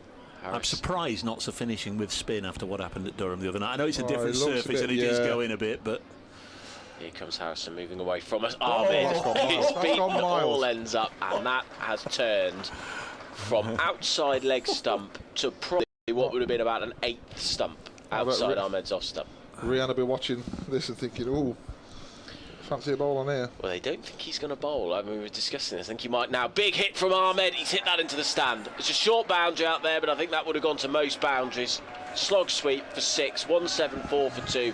After Harrison had built up a bit of pressure in that over, Ahmed has cleared any danger with that monster 6. just want a quick word with you, Luke, before you leave us. What's this about you bouncing our friend Kyle last week then? Ah, listen, mate, you got to let him have it, ain't you? Him popping forward on the front foot. Harrison, another slog sweep from Ahmed, and that's out towards the boundary. It's well fielded on the boundary out there. That was Jack Haynes fielding there. 2 bounces and Ahmed hitting it hard, and Harrison is a frustrated chap. He throws the ball into the pitch and takes his cap, looking a little bit forlorn. End of the penultimate over. 1-7-6 for 2 Leicestershire. Ahmed 28. Masood will have the strike on 30. It's a good score, this. You think so? Yeah, I think on a tacky pitch like this, runs on the board. So who does the speaking? Obviously you played under Joe Clark last season, you've played under Peter Moores for God knows how long. Who would do the, how much spoken word would there be in the quick turnaround for Notts for 10 minutes here? Say they get 14, I think what they'll do is the bowlers will give the batters as much information as possible how the pitch is playing. I know Tom Moore's obviously keeping wicket, he'll have a decent view of how things are going. And they'll just pass on the knowledge of what they've... What's going on here, Fletch? Is that for Calvin for throwing the ball on the pitch? I think after his last over there, Calvin obviously wasn't too happy with something and threw the ball on the pitch. So that could be a level 1. Well, Notts have been in a little bit of trouble. That's why Dylan Pennington's had to sit out a couple of games. Well, they've just let Dylan out of prison, haven't they? He's free to play. Did you ever get a ban? Never got a ban. Bend the rules, Dave, don't break them. Just bend them. So it's going to be Daniel Sams, so Dylan Pennington will only bowl the 3 overs. Sams has a really good finish to what's been a very good hour and a half for them.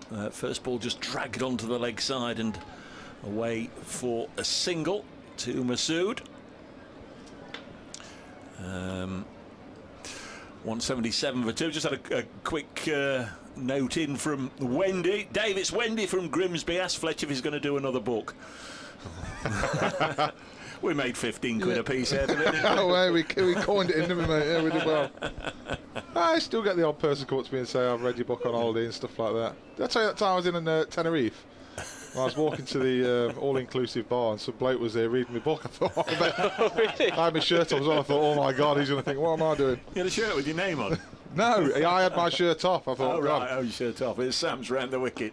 This is dug out onto the offside. Tales from the front line still available in bargain bins. Bargain bins? It's a good read. 178 for 2. There must have been some Leicestershire stories in there. Leicestershire. I can't think. I can't. They are a side that, like, when they beat you, to have a good old sing-song, don't they? Oh, a little bit like Durham. It's their cup final, this game, let's be honest. I mean, Well, it is. I don't think they deny it. I think you're absolutely right. I don't think they deny it at all. Leicester and Derby's cup final, this. We can't win. We can't win. Battle of the East Midlands. Shan Masood on 31. He's played beautifully for the Visitors. He'll get this one away. Square of the wicket for 4 more, and another roar from the Fox's faithful away in the Fox Road stand, appropriately enough. 182 for 2. We've got to rename that the Outlaws stand. I better go. The Foxes are in town. I'll do the last three. Many Thank you. See you thanks all. for popping in. Luke Fletcher. He comes. He leaves us with a word or two. I'm not entirely sure we're any wiser for his presence, but he's he's been and gone, and we'll bring Kyle back for some sense to all this madness. 182 for 2 as Daniel Sams comes in and bowls. This is heaved away on the leg side. Can't find the gap this time. A single. Thanks to Fletch for popping in. We'll have Adam back in a moment or two, or at the start of the innings, and we'll see it through now with Kyle back in situ. Just watch the last couple of overs from the back of the box. Is this a good score? Oh, they well over par here, I think. There was one from Harrison that went in that over, wasn't there, that Fletch was with us? The thing is, though, Leicestershire don't have that many spinners at the moment. Next ball is hit down the ground by Rian. He's run the first one quickly and only get a single. 184 for 2, and there's 1 ball left. Yeah, I think from my eye, I think they're at least 20 over par. They have batted very, very well. In saying that, though, if Rayan Ahmed is not going to be bowling his spin, we only have Liam Travascus with the slow left armers. The rest will just be seamers that potentially might take pace off the ball. But Notts are going to have to bat well to chase this down. Message from Dan, the Liam Patterson-White family, all watching from a sunbed in Tunisia. That sounds lovely. Very good indeed. A little bit warmer than here at Trent Bridge. Dan, nice to have you with us.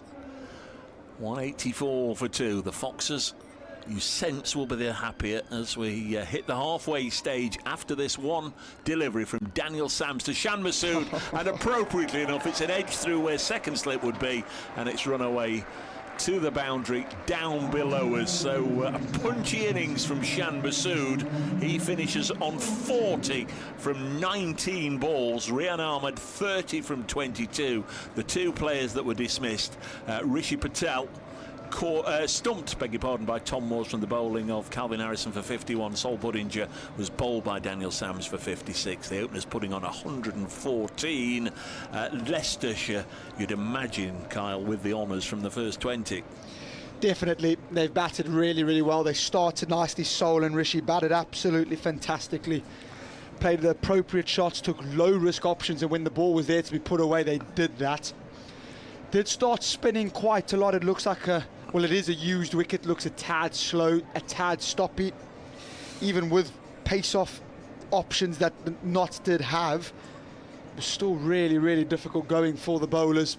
188 for 2. Notts are going to have to bat very, very well if they're going to chase this down. And Notts, I remind you, if they've got any chance, albeit a long shot, of getting into the quarterfinals, they need to win this afternoon. Yeah, it was interesting what Adam said about Fox's players getting to 50 and getting out. Joe Clark's done that 3 times, hasn't he, in this competition? 3 times reached 50, not reached 60. We'll hand back to the studios in just a moment, but 1 or 2 messages just quickly coming in. Steve Crawley says, think the man on the tunes today must like his darts. We're hearing all the darts intros, so I reckon Foxes are nailed on to get 180. That came in a while ago. Well, they got a little more bowling after the start. Few sixes have come in. I think Notts have pulled it back in the second half of the innings. So contrasting views, all very welcome. Hope you're enjoying the coverage. At the interval here at Trent Bridge, I think this is a decent score. The Foxes folks have made 188 for 2.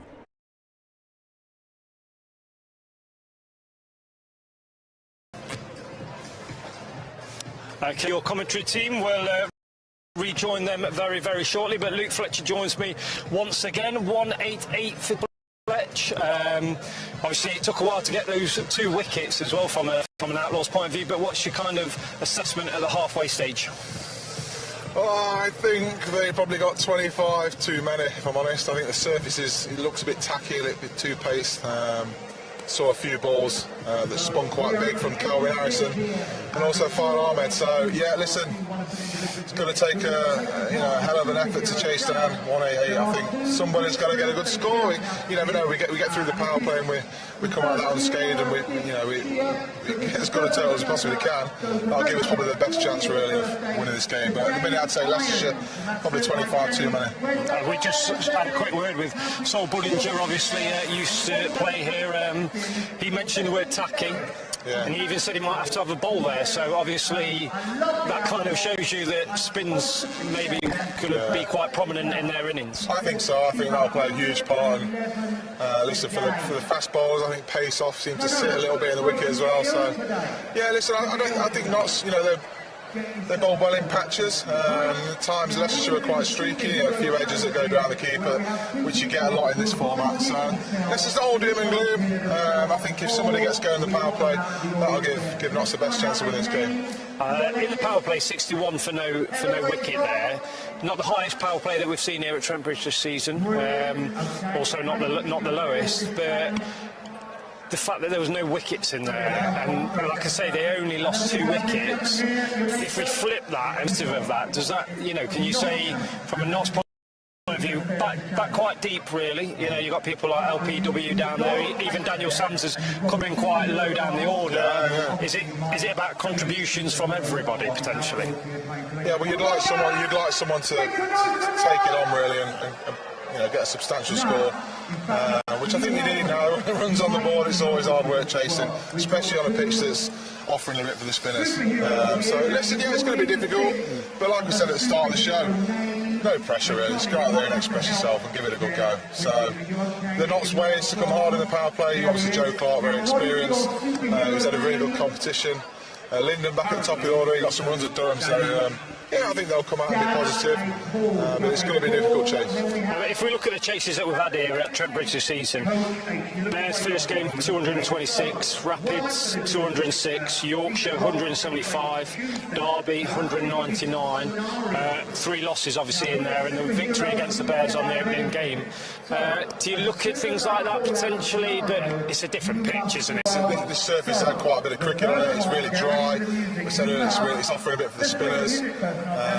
So yeah, it's going to be difficult. It's going to be difficult. What I would say is it's a fast-scoring ground. The pockets are really tiny. You get a few away and you get a partnership going together. Then you can definitely still chase this score down. Will it be easy? I don't think it'll be easy, but it's still possible.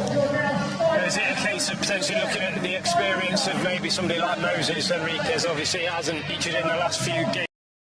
That obviously a bit of a niggle, but he's played around the world, very experienced. Will he be maybe saying a few words to those batters, those kind of middle order batting group? Absolutely, that's what you get him over for, really, to pass on the knowledge.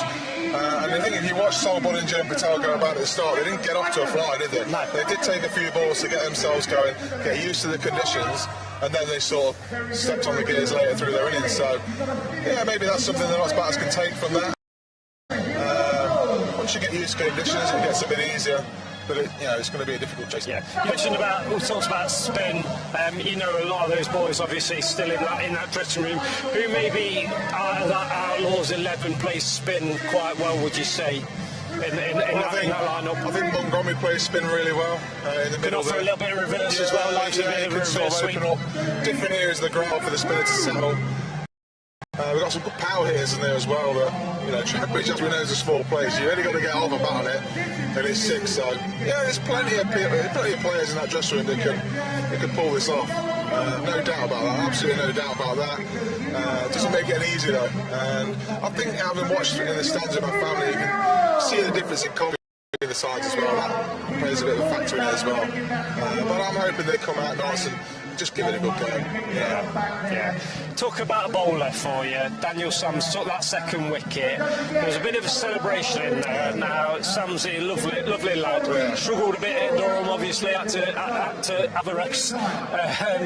2 balls slipped out of his hands and stuff, but there was a bit of passion in there. A bit of frustration. There's a bit of frustration in that group, isn't there? There's a bit of pride, isn't there? There's a pride in your performance and pride in playing well for the team as well.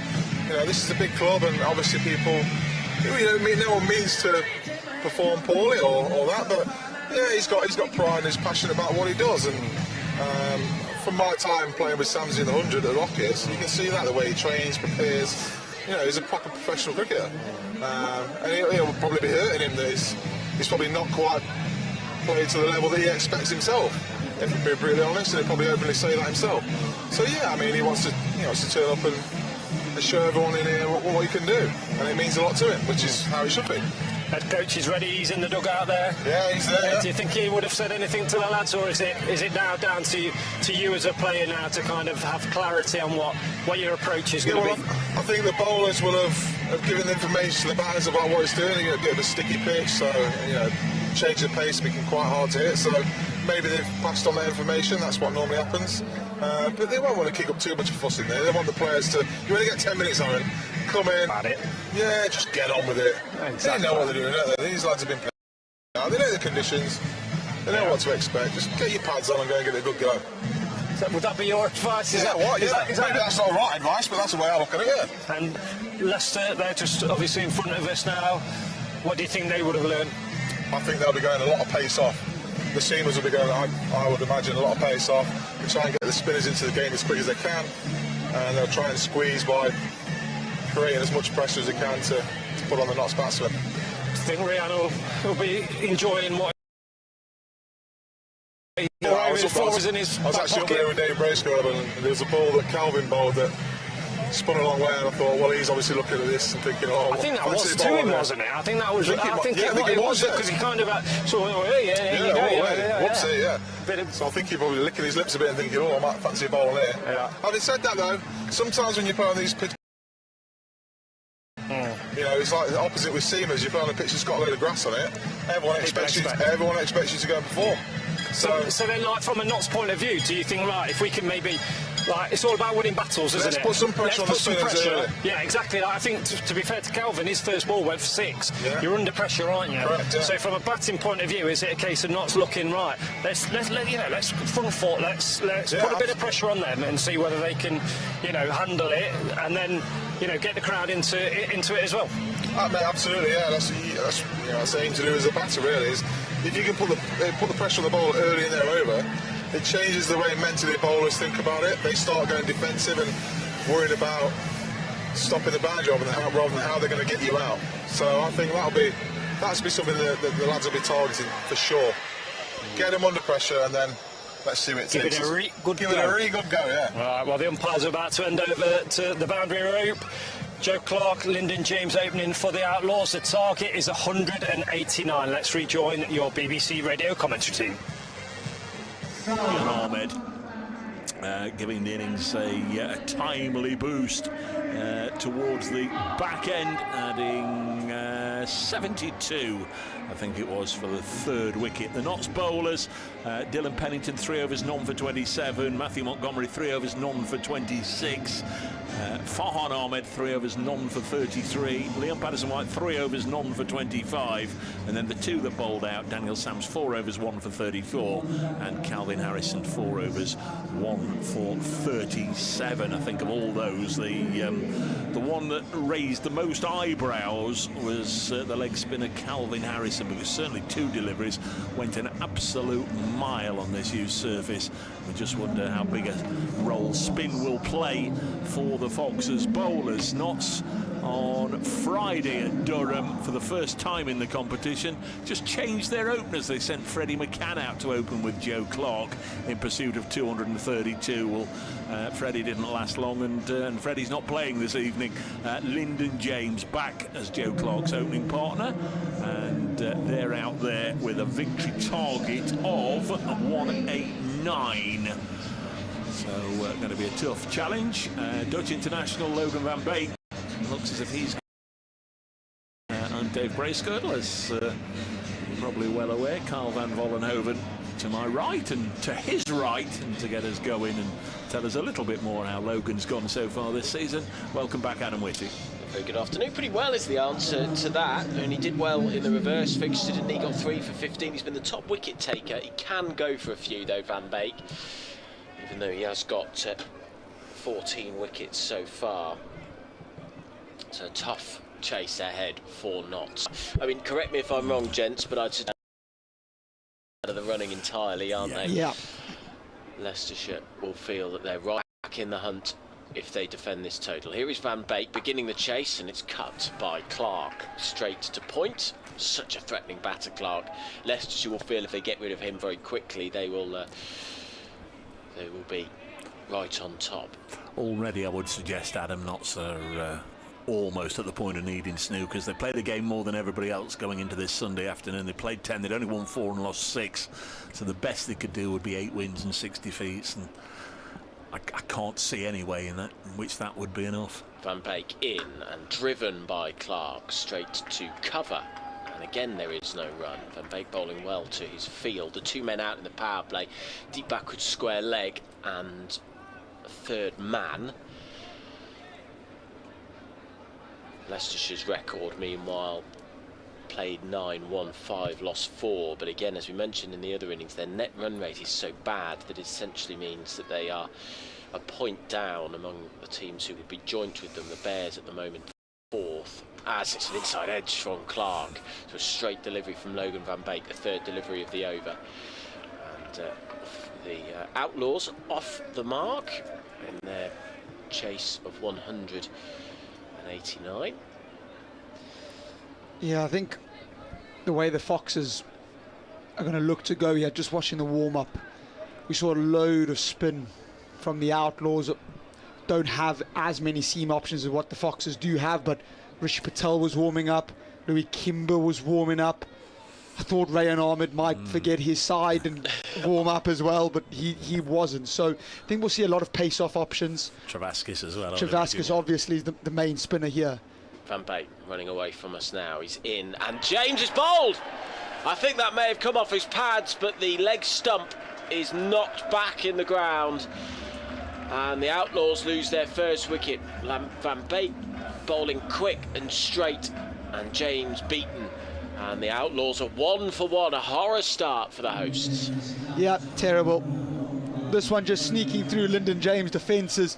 Almost looks like it's rushed onto him there, and I think you are right, Adam. I think it has cannoned off sort of his back pad onto leg stump, and Notts have lost their first. And what's safe to say, going to be a really tough chase at the best of times. 1 for 1.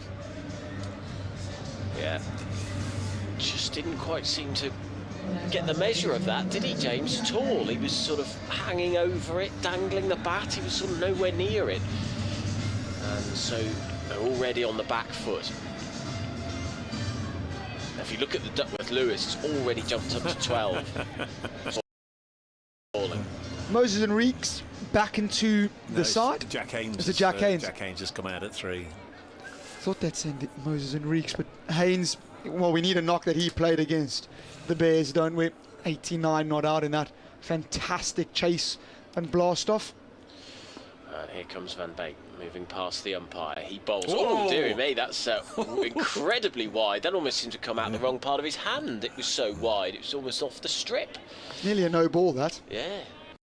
That was nearly a no ball.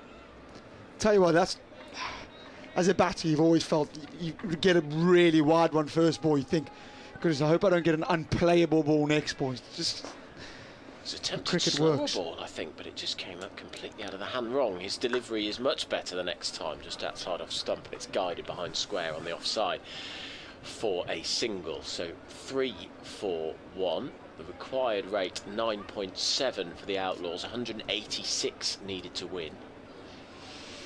The weather has calmed down. It was a real worry for those of us heading to Trent Bridge earlier.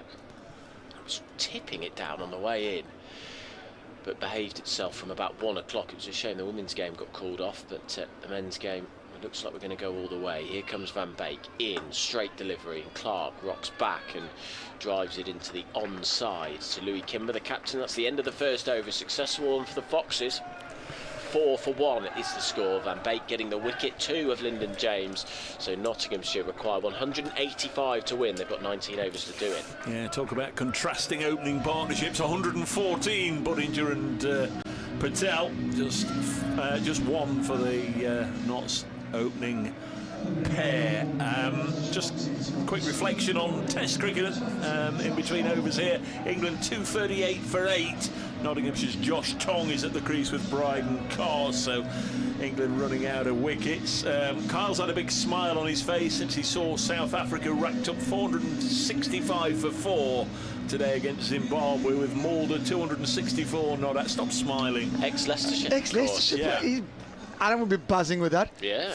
He's got it over a runner ball as well, so that's absolutely serious going.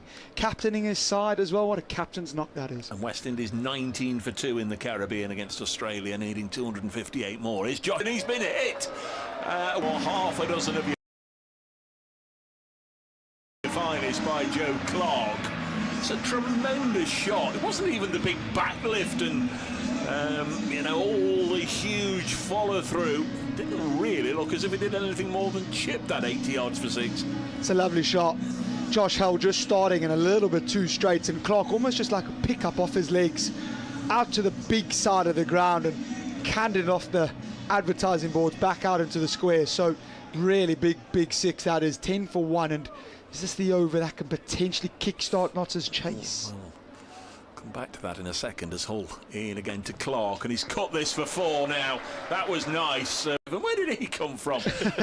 He's under us in the balcony, isn't I was he? going to say, Notts followers know, because I've described this scenario a million times. Leicestershire supporters maybe not so. Our commentary position, in front of it, there is a TV gantry, so there's an overhang. Doesn't look as if there's any fielders that we can see. And then suddenly, as this is running away for 4, Scriven appeared from down below us and kept them down to 2. But nonetheless, 8 from the first 2 balls. Hull, whoa, he's slapped away for 4 this time. It's going to take a team of Tom Scrivens to stop that one. That's gone for 4. So, little loose from Hull, knocked out of his stride, Kyle, by the very first delivery. Was that premeditated from Clark, or did he just play it on instinct? I think he just played that one on instinct. I think Hell, though, is now sort of going, well, I can't go too straight to Clark because he's hit me away there. He's trying to go wide, pushed it across him, and full toss outside off stump. Not many players are going to miss out on that, and especially Joe Clark. It's sort of free runs. It's been all over the place at the start of this spell, Clark and Hull. Clark on to 14 from 7. Here's Hull, England international bowls, and that's 4 more. And Clark at his murderous best. These days, or certainly this season, he's delivered fewer and fewer outstanding, really big knocks. But we know he's got it in his locker, a whole bunch of T20 centuries in his career, in franchises abroad, and his time with Worcestershire. He's had 2 with Notts. I know that's an early call in terms of 3 figures, but he is a dangerous player. He is one of those, even against the very best attacks, or up against the very best attacks. England bowler, international bowler at the other end bowling at him here, and he's leapt out of the blocks in true Joe Clark style. 20 for 1. Hull bowls Clark again into the offside, but this time picks out a fielder. Yeah, Joe Clark, so destructive at the top of the order. Such a massive key to this Notts Outlaws batting lineup. Really aggressive players. Played so much T20 cricket. Plays obviously down in Australia in the Big Bash. He's going to the Stars this winter as well. So massive key if Notts are going to get close to this score. That comes at him and lifts it over the leaping extra cover, who I think was Van Beek, and it's gone for 4. So Clark entertaining as somebody who's always happy to promote the game of cricket and always feels for the paying spectator. I hope they get some entertainment here, whatever the outcome, and Joe Clark might be the one to deliver it. That's a really good over for the Outlaws and for Joe Clark, and just waiting for the scoreboard to come back. It's 24 for 1. Periodically we have adverts pop up and replays and whatever, but I can tell you the score, 25 to 2. Yeah, it's good batting by Joe Clark. So knowing that Van Beek's going to go into the wicket, probably a slower ball because fine leg and third man out. He's just run at him, hit him over extra cover. It was aerial and it potentially was half a chance, but would have been one of the catches of the season if that was plucked out of the air. Van Beek is in to start the 3rd over. His first delivery is straight, and it's played with respect from Haynes. Well, if Clark has a brilliant innings, we have a game on our hands here. He's 22 off 10. The Outlaws need 165 to win from 17.5 overs. They need to go at 9.25 from here on in. They're going at 12 and over as a result of that big over. And maybe they know it could be a trial by spin later on, so get it off the seamers early. Here comes Van Beek in, driven aerially by Haynes to Ahmed at mid-off, who's throwing underarm, you will notice. And you mentioned it, Carl, didn't you? The fact that despite Calvin Harrison getting the ball to move sideways during the Leicestershire innings as a leg spinner, Ahmed is clearly knows that he's quite injured and so can't bowl leg spin, which would have been a key threat for Leicestershire today. But they're going to rely on some part-time spin by the looks of things of Kimber and of Patel. But Van Beek of pace, right arm over the wicket, bowling to the right-handed Clark as Clark drives him down the ground. They scamper through for a single shot at the stumps, well wide by Kimber, and they get the single. So 26 for 1, 163 to win. What we will see, though, is we've just seen their pace off will become a very, very dominant trait in the second innings. I think Van Beek's gone slower ball. I wouldn't be surprised if, well, Josh Hull, last ball of his over, also went slower ball, so we'll see lots of that into the wicket, making it difficult for batters to step and swing. Van Beek in, straight delivery, just back of a length, and back goes Haynes, drives to cover. I suppose the question is whether someone can, if Clark does get in and plays a big innings, whether someone can stay with him and keep up the scoring rate as well. Haynes 2 from 4, Clark 23 from 11. Yeah, Travascus will be tricky on this. He's a good bowler, varies his pace so much, so still got a lot to contend with. Van Beek running away from us, bowls, and Clark tries to turn this away. Haynes rather tries to turn this away, forward of square, just forward of square. On the offside, he gets a single. And so 1 ball left in this, the third over. The 2 men out at deep backward point and deep backward square leg. The Leicestershire fans in fine voice today, singing a song about Logan Van Beek. Bowls a slower delivery and he's nearly played on. Nearly played on. And in fact, did that hit the bottom of the stumps? Did that hit the bottom of the stumps? I think it may have, you know. I think that may have just trickled on, and they must have the heavy bails on. And the bails have stayed on, and Clark lives to fight another day. But again, slower ball into the wicket, held up, turned. Clark plays it on.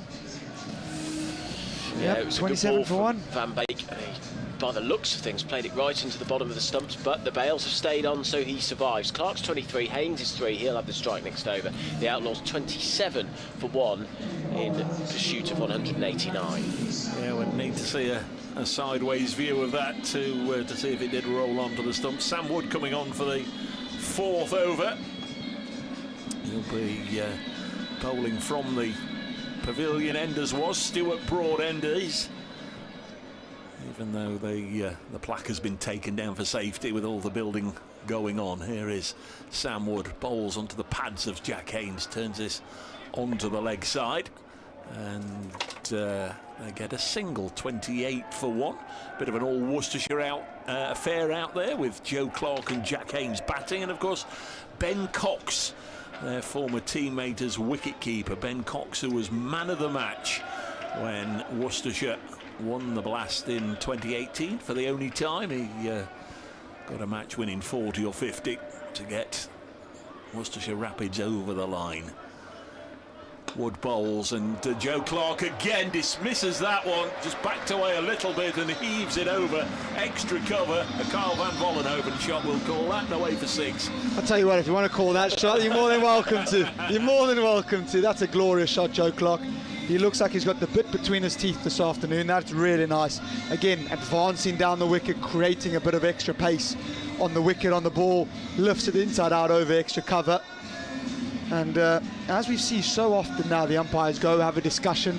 The ball's taken a little bit of damage into the concrete, chunks being taken out of it, and we'll have a new ball, please. Yeah. New ball. Slight hold up here. Like when Alex Hales was here, you just never really know. Whatever the target is, whatever the surface is, you just never really know. If you've got a player with that X factor who can just deliver at key moments, you're always in with a chance. And Joe Clark certainly is one of those players. Obviously spends his winters playing in the big franchise leagues around the world. As Kyle said, he's been snapped up by Melbourne Stars this winter in the Big Bash. No surprise that Peter Moore's his head coach at Notts will be the head coach at the MCG, so that's a nice winter's work if you can get it.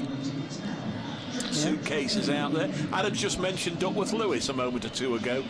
See how that's ahead of us. Wouldn't it be cruel on the Foxes if the end of the 5th over it rains? It's terrible. It acts as a good marker, doesn't it? But you're absolutely right. I have to sometimes, and I've thought this a few times watching Notts over the past few years. It wasn't true when Alex Hales was here as well, but I sometimes think Clark looks just a cut above. It looks like he's playing a different game to everybody else, actually. He's able to just turn the game completely on his head. They've changed the ball. Clark's got 29 from 34. 29 from 13 balls. Turns this behind square and will get a single. Hall doing the fielding. 35 for 1. If you're just joining us, BBC Radio Nottingham, BBC Radio Leicester, we're all friends today. We're all friends always, but joint commentary. The Foxes putting on 188 for 2 after winning the toss, opting to bat first. Terrific opening in 13 overs from Rishi Patel and Sol Buddin. And Shan Masood finished the job off. Next delivery is pulled away behind square by Jack Haynes, and they'll get a single. 36 for 1 under leaden skies in Nottingham. Yeah, this has been a good start from Notts. They've taken sort of risks early on in the over, just to try and pick up the boundary and then knock it around from there. It's been the aggressive 30 or 40 teams. Jack Haynes played a fantastic knock first game, and sort of these two started the chase down of the Bears. Next delivery is just, well, that was a shot that you're more likely to see at Wimbledon this week from Djokovic. It was a four-handed smash just inside the tram lines and goes straight on the bounce to mid-on. I tell you what, he's hit that so hard. He's walked across the stump looking to sort of go over deep mid-wicket, that is out, or into that vacant leg side pockets, and Wood's gone into the wicket, and he'll feel he's missed out though, hitting it straight to the fielder. Next ball, has hit this many a mile down the ground, and they're scattering in the stand over there on the Bridgeford Road side of the ground. That's gone for 6. Second time in the over he's lifted that one away. A really, really magnificent cricket shot in truth from Joe Clark, who's now on 36 from 16. 42 for 1 after 4. At this stage, the Outlaws are ahead, even though they've lost a wicket and the Foxes hadn't. But Joe Clark, 35 from 13. Leicestershire need him out very quickly, Adam. They do, absolutely. He looks on fire. You were talking about how hard he was hitting the ball, how hard he hit the previous ball. Louis Kimber looked like he was on fire. He had to juggle it. It stung his fingers so much. And then that was a superb shot down the ground. It sounds so crisp off the bat. And Leicestershire fans are always worried about Joe Clark. I imagine they're particularly worried about him now. Josh Hull is going to bowl from the... His first over went for 20, just about gets on top of Haynes, and the ball dribbles out to deep backward square leg for a single. 146 needed to win then off 16 overs for the Outlaws. They're chasing on 189 to win. I'm going to be interested to see Hull's plan here, because obviously short leg side boundary, I don't know if slow balls into the wicket to Joe Clark is his best option here. With it so small, miss it can go for 6. Slippery, he's a really quick bowlers. Josh Hull. Big long run up and bowls outside off stump. It's flashed at in the air and lands just feel of the ball's dribbling towards the boundary, but it's just going to be kept in. The fielder out there. It ends in 9, might be Sam Wood. Sam Wood dived in front of it. It's really difficult. I'm not sure whether that was catchable, really. Judged it slightly better from the very off, but it did bounce right in front of him, so a single added. We see short leg fielders with shin pads on. Sam Wood might have been fearing for his shins, actually. Very nearly just pitched in front of him and rattled him across the shins. It's a tough chance for him. Here is Hull again, bowling to Haynes, who flashes at this outside off stump. Slower ball works this time. Thoughts on that, Carl? That effort from Wood? I don't think that's a chance. Square of the wicket, it's flown. It's probably got 7-8 metres off the ground there. Running in, it's so difficult. Also coming out of white seats, probably very difficult to pick it up. In terms of picking the ball up, the floodlights have just started to come on, so that might potentially help Sam Wood if something like that comes again. But no, that would have been a really good catch. Hull, all in green, 20 on his back, runs past the umpire. He bowls a full delivery, which is handsomely driven to cover. They go for the short stick, they go for the single. There's a shot at the stumps that was well wide, and it's hit Haynes on the glove. It wasn't a great throw, it has to be said by cover. It's hit him on the finger. And they get the single, 45 for 1, 144 needed to win. It's Travaskis with the throw. We don't like to make the call to put the floodlights on whilst play's going on, do they? They generally, if required, switch them on during the mid-innings breaks. Clearly they may feel the light's going to deteriorate quite badly. Here is Hull, short, brown hair, up to the wicket. He bowls, and Clark tried to make room for himself, and Hull followed him well, bowled a slower ball outside off stump, so he just dabs it down behind squared as Clark. Well played from him. And so the score moves on to 47 for 1. Clark 39 off 18, 142 to win. Flags fluttering in the breeze. It is probably the best weather we've had all afternoon, actually, in terms of it doesn't look like there's any threat of rain. High white cloud above us. We can see it's West Bridgeford and Ed Walton out off the back on the, isn't it? The greenery of that and the suburbs of Nottingham. As Hull moves away from us, he's up to the wicket, he bowls. Clark slashes at this. It's a pretty ugly shot, but he'll get a single for it, playing across the line. And he will keep the strike as the 5th over ends. 48 for 1 is the score. Clark on 40, Haynes on 7. The Outlaws require 141 runs to win at 9.4 and over. They've got 15 overs in which to do it. Yeah. 6 coming from it. The same stage, the Fox were 45 for no loss, so there's not much in it. It's the wicket.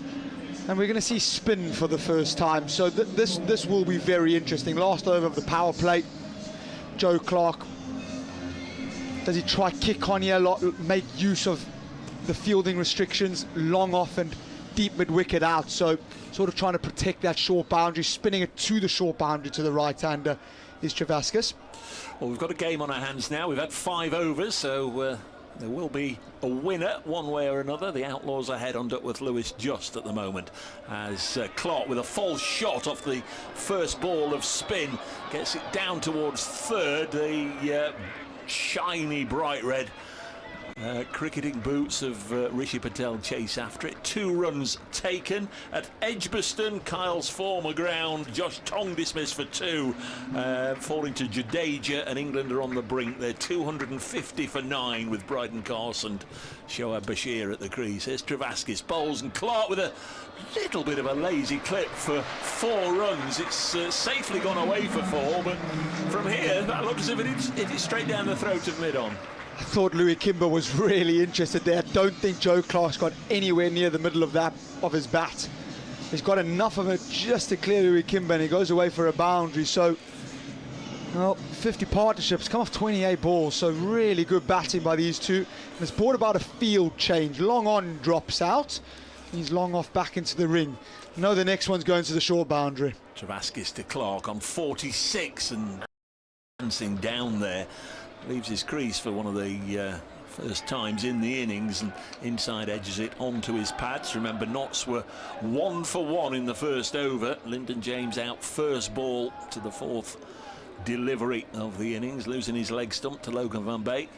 There's Clark, and that's going to be his 50, just swept away nicely. Down on one knee, his 4th 50 of the competition for Joe Clark. But when I tell you 58 against the Bears, 50 against Yorkshire, 59 against Derbyshire, that'll tell you he's not gone on yet. Will this be the day? 50 from 23 balls, 5 fours and 3 big ones for Joe Clark, who's really set this game up in a way I don't think we expected. 58 for 1. Travaskis. Clark is bowled. He's done it again. He's got a 50 and got out. And Travaskis has made a real mess of his stumps there, getting a big wicket. And the Foxes in their lime green get together to celebrate. The Outlaws 58 for 2. Clark bowled Travaskis for 50. He's done it again.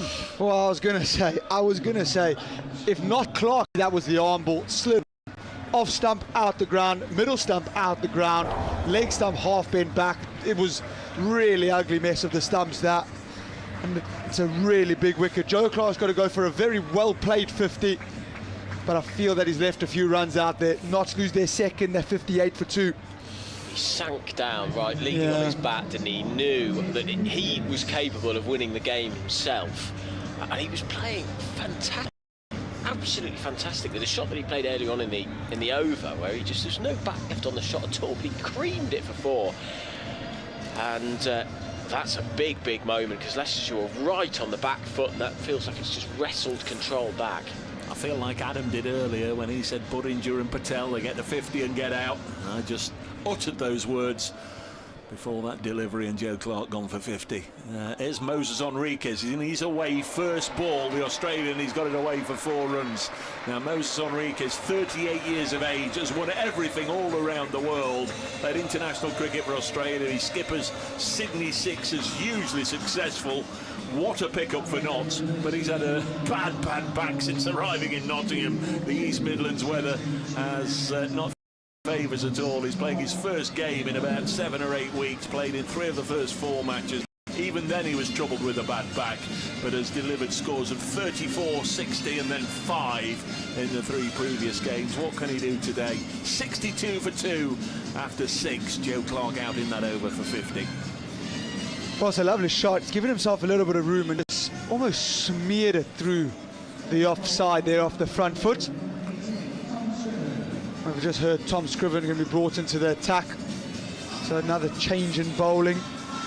62 for 2, so Notts right up there with the scoring, going at just over 10 and over. Fortunately lost their skipper Joe Clark and Lyndon James. What can Moses Enriquez and Jack Haynes do? Can they get Notts close? Talking to you, that's going to be Adam. Tom Scriven will bowl from the Radcliffe Road end, moving away from us. He's past the umpire now, bowling to Haynes. It's down the leg side, so he opens with a wide. Good take though, wasn't it? It was very good take from Cox. He's a real sort of wicket-keeper's wicket-keeper. He's very, very good behind the stumps. And Scriven is not slow. No, he's 75 miles an hour, that first ball. They had a double header, Adam, you may remember, you'll know well, you were there at Edgbaston earlier in the season. Notts played the Bears, and before it, Derbyshire, Leicestershire. Scriven got 4. I was very impressed with him. Yeah, he's bowling now on the leg stump line, and Haynes just leans forward, clips him off his pads for a single. The problem is he can bowl like that. I think it was 4 for 21 or something like that, wasn't it? And then he can get hit around the ground a bit. There's a bit of inconsistency there from time to time from Scriven. He's a very, very good county championship bowler. He gets the ball to swing, especially 8 on his back. He's moving away from us now. Bowls a straight delivery, which is defended by Enriquez, showing plenty of respect. Did you ever get your phone charger back? Waking me up at 7 o'clock the following morning? Was it you left your phone charger? No, it wasn't me. I don't think so. Was that the following? Was that last year? No, it was this year. Was it this year? No, that wasn't me. Who was that? Was that Richard? I wasn't there that day. It was the Premiership final with Leicester Tigers in action that day. Here is Scriven in. Bowles, he's beaten him outside on stumping chance. The referee, umpire's finger doesn't go up. Well, I'll tell you what, Cox does not look happy.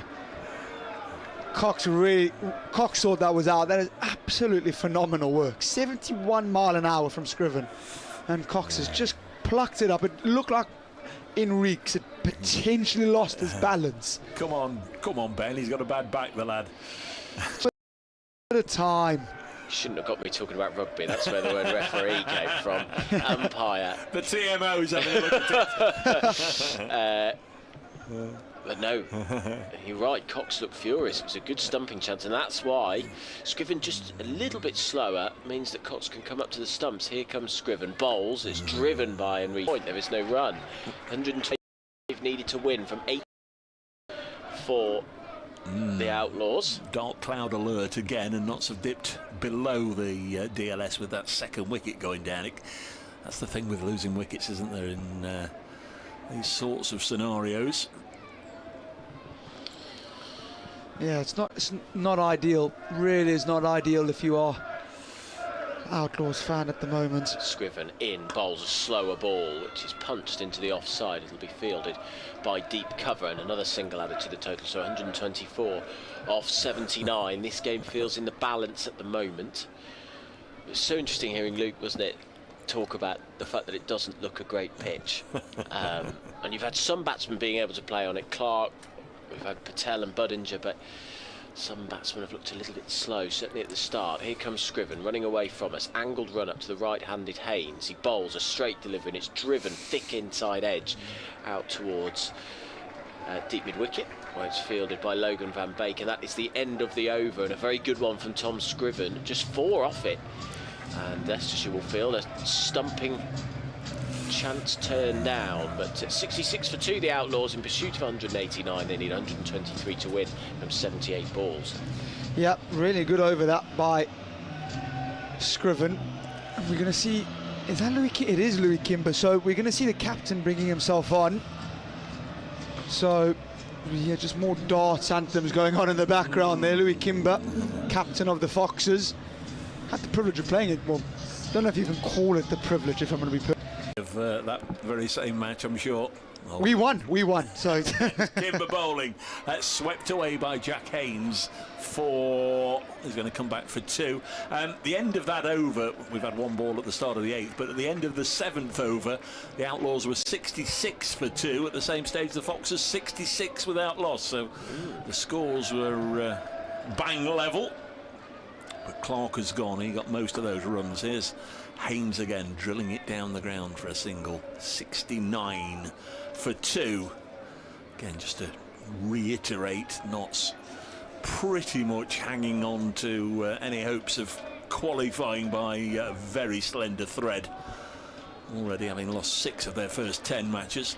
There's Louis Kimber, bowls and dragged away on the leg side by Moses Enriquez. I would imagine if he's still troubled by a sore back, that would have been an extremely painful shot to play, because he dragged that from a foot outside off stump down on one knee, dragging it to mid-wicket, but he's got up and got himself down to the other end. Next ball is cut away nicely by Jack Haynes for a single. They're rotating the strike now, they're out of the power play. Want to stay in contention with a victory target of 118 more from 74 balls. Louis Kimber bowls, and this is hit down the ground too. Long off, should be caught, and is the end of Moses Enriquez. So his return only delivers 6 runs, and it's a wicket for the Foxes captain. We didn't see him out there batting, Louis Kimber. He's come on to bowl and has worked a charm. 71 for 3.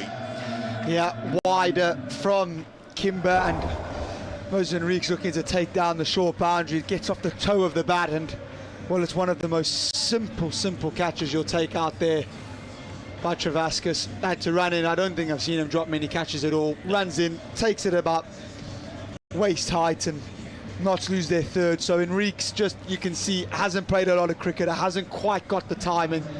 He's got to go, and it brings Tom Moores to the crease. Yeah, Tom Moores, second top scorer for the Outlaws in this season's competition. He was only 8 runs behind Joe Clark going into this match. 260 runs for Moores at an average of 43.5. Top score of 74 not out with 250s. That's 74 not out. A spellbinding innings at Edgbaston to get Notts over the line, hitting a 6 from the last ball of the match to win it. Terrific performance. Only a white ball cricketer now. Tom Moores renegotiated his contract in the winter. So obviously we've not seen him in the county championship this year. Saved his form up for white ball cricket. He's in at number 5 with a job to do. Kimber bowls, and Tom Moores is going to pull this away, asking the umpire, and for the 2nd time in quick succession, umpire Lloyd doesn't find favour with those Foxes fans away to our left. 71 for 3 after 8. That one quite a bit quicker by Kimber, and it's skidded through and struck Tom Moores on the pad. Fancy potentially was going down the leg side. That would have been a real big blow.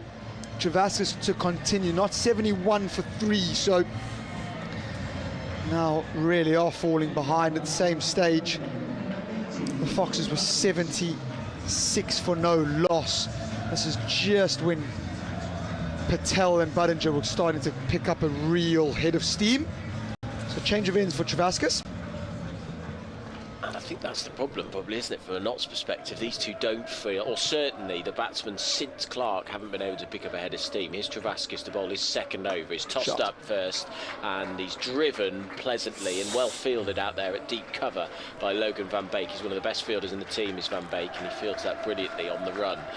And they get 2. So Haynes on to 15. Leicestershire fans in fine voice. There's a proper party going on down there, isn't there? Well, there's a couple of flags in the Fox Road stand, but I can't.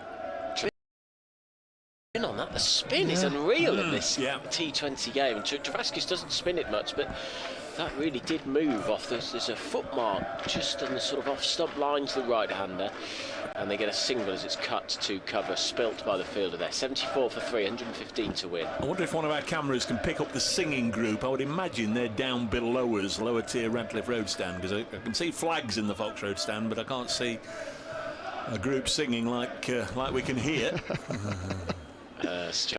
Comes in, that's a pleasant ball, just a sort of length ball from Travaskis, and it's played back to him, and Moores doesn't get a run for that. So Travaskis fields off his own bowling. Run rate's gone up to 10s. As Travaskis comes in, short run up. This one's back of a length and pulled by Moores. Tries to latch onto the length, gets off the mark of his third ball. 75 for 3, 114 for 68. Yeah, and they fallen behind the Duckworth-Lewis par score for the first time, which I don't think we'll need, but it just gives you an idea of where the game is. Here is Travaskis, a Yorker length, and dug out by Haynes. He'll move on to 17. The singles aren't really enough, are they, for Notts?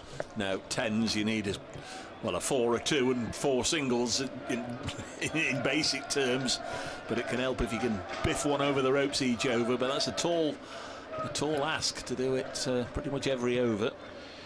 They're moving short extra cover back to the edge of the ring as Travaskis is in. He tosses this one up and it's driven on the half volley but into the floor, down the ground, and Shan Masood, the very elegant looking former Pakistani Test captain, will field, and that's the end of the over.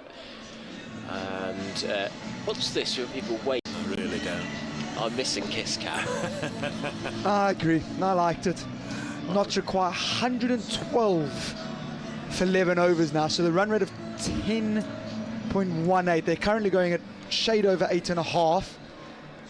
So they really do need to pick up the score and don't want to leave it too late. Yeah, you don't want it to climb anymore. Here's Kimber in for his second over. Bowls! And very nearly bowled Tom Moores. Not sure how that's got through to Ben Cox without disturbing. Always busy, Ben Cox. He threw the ball back to the bowler and then was moving one or two fielders around. Next delivery. Oh, lovely delivery. Bit of turn there from Kimber. This is crazy. There's some wicket keepers that just flip off a bail gently. Ben Cox has absolutely demolished the furniture there in his hurry to try and attempt a stumping. He'd love to stump a fellow wicket keeper, of course. He doesn't move the ball often, Kimber. He's a part-time bowler, but he's getting the ball to move off a length. He's ragged that one. There he comes again. Bowls and Moores. That's spun again. Yeah, just a tentative prod. There's that word again, I can't say. Tentative prod back to the bowler. 77 for 3. What this does when it's spinning like this, it just makes coming down the wicket that much more difficult when the ball is leaving you. There's Louis Kimber. Bowls and Moores will chop this to backward point. No run there. Josh Hall, left arm throw back into the keeper's gloves. And what have we got in this over? Well, not very much for Notts. Dot, dot, dot, dot. Well, one of these balls has got to disappear. Next delivery, low full toss and hit on the bounce. Crowd catch back to the bowler. So 5 Dorothys in a row. 10th wicket maiden. Wow. I've never heard it called a Dorothy, Dave. I've never heard it called a Dorothy. Dots. Took me a while actually to work that out. Last ball of the over, bowls now, and Moores has got this away into the offside, very nearly a catch to Rian Ahmed, and it's a maiden. 10th over of the innings, a maiden. Well bowled Louis Kimber. Tom Moore struggling a little bit just to find his timing. He's 2 from 10, 77 for 3, and Notts behind, 16 runs behind at the halfway stage. Yeah, Notts require 112 of 60 balls. Liam Travascus to continue. He'll be bowling his third, but it is starting to look really difficult. Starting to spin even more, hold up in the wicket even more. India have won the Test match at Edgbaston by 336 runs. England all out for 271. No Jasprit Bumrah either. Just showing the marker on the screen of the scores at the similar stage as it's driven pleasantly by Haynes. He'll get 4 for that over at deep extra cover. It's a lovely shot. Just strayed too far and too full and too wide from Travascus, and he was lofted for 4. It was a pleasant shot. At the stage at the 10th over the halfway mark, Leicestershire were 93 for no loss and 77 for 3. Looks a bit stark in comparison, but Haynes down to 21, 81 for 3 the score for the Outlaws. Travascus in, that's short and cut, and that's brilliantly stopped by Kimber. Oh, yeah. Brilliantly stopped. I think both of us, me and you, Dave, were looking over towards the boundary, weren't we? Thinking that had gone for 4, and he has saved 4. You're absolutely right. It's a brilliant stop diving to his left. 91 for 3 in comes, and another single is taken. 107 of 57. I've spent much of today somehow praising you, Kyle. Earlier, when you arrived, you said, I really like that Akash Deep. He's finished with 6 for 99. I'm just getting it right today. You're having a good day. Travascus moves away from us, tosses it up. It's driven on the half volley along the ground to the fielder there at long off. And that will be another single. This isn't enough for Notts. They're not going at quick enough pace here. They need to Well, Sams can give it a biff. We know that. Generally has come in and hit a couple of sixes and then fallen, but can hit it a long way. Travascus comes in tight to the umpire. There's the reverse sweep. There's the big hit, and it's gone for 6. Over cow corner. That's a good shot. It's exactly the type of shot that needs to be played from an Outlaws perspective. They need to get the run rate up, and got onto that quickly. Get that big left foot out, and a slog sweep for 6. That's a glorious shot. Haynes really is a good sweeper of the ball, and he's slog swept this away for half a dozen. 89 for 3. Oh, sorry, I forgot I was commentating there for a second. Travascus comes in, and it's hit to deep extra cover for a single. So that's the end of the over. Travascus bowling it there. That was a more expensive over. About 13 or so off that, wouldn't it? Something like that. So 99 needed from 54 balls for the Outlaws. You'd still say Leicestershire are on top, but perhaps if a bit of an Outlaws splurge comes here, then they could get themselves back into the game with some more part-time spin coming from the Stuart Broad end. Yeah, Rishi Patel in his nice luminous orange spikes into the attack. Can't miss him. Are we going orange or red? I'm not entirely sure. 90 for 3. He bowls now, and Haynes turns it away to leg for a single. 91 for 3. He's had a good week, Jack Haynes, down in the championship match at Taunton. A career best 157 for him. His 3rd century in Division 1 this season. Can he transfer his red ball form into T20 cricket? Moore's on strike, who's struggled so far. 3 from 11, but lifts this down the ground now. Then has he got enough on this? Will this go for 6 or will it be caught? It's gone for 6. Was it caught? It was anyway, caught. Travascus did catch it. Yeah. Lost the ball. There was no jubilation or celebrations. A long way away from us. Difficult to see the rope or where his feet landed, but I think he just took it straight over, didn't he? You don't see that very often these days. Well, if you're 3 from 11, that's one way of... So what's happened there? He's caught it in mid-air and he's landed over the boundary rope before he can throw it up. Yeah. Moore's now 9 from 12. Next ball is mistimed back to Rishi Patel. 97 for 3. So if you need round about 10 and over, if you can get one away for 6 early on, sets you up for the next delivery. And does well to keep it in. They're going to come back for 3 somethings. Now 3, what is it? It's 3 buys. That has spun a long way then. Yeah, I tell you what, to spin one past Ben Cox, it's gone a long way. Thought it nicked it. And the I also thought he did, nicked it. I thought that was runs. That's why I was waiting for the signal. Ben Cox doesn't miss many. 100 up, 100 for 3. The Foxes made 188. So Notts have got their 10 for the over, with 2 balls left. And Haynes has hit this to deep mid-wicket and it's taken. Oh. And Jack Haynes goes 30, his shirt number. And 30 is the end of his innings, out from his 25th delivery. A really good catch, low down at deep mid-wicket by Logan van Beek again. Adam Mark took hard on Logan van Beek. Really good fielder, said Adam. Really good catch. So out for 30. Well, Logan van Beek has gone a very unconventional way of catching that, if I'm going to be quite brutally honest. He's caught that the Australian way, so fingers pointing up, and he's caught it about 2 yards off the floor. So And diving forward as well. and diving forward. That's crazy. Absolutely crazy. The Dutch South African catching it in England in the Australian manner. Yeah, exactly. If you can make sense of that, listeners, please be free to let me know, because I can't. But it's a good grab and it's a good wicket.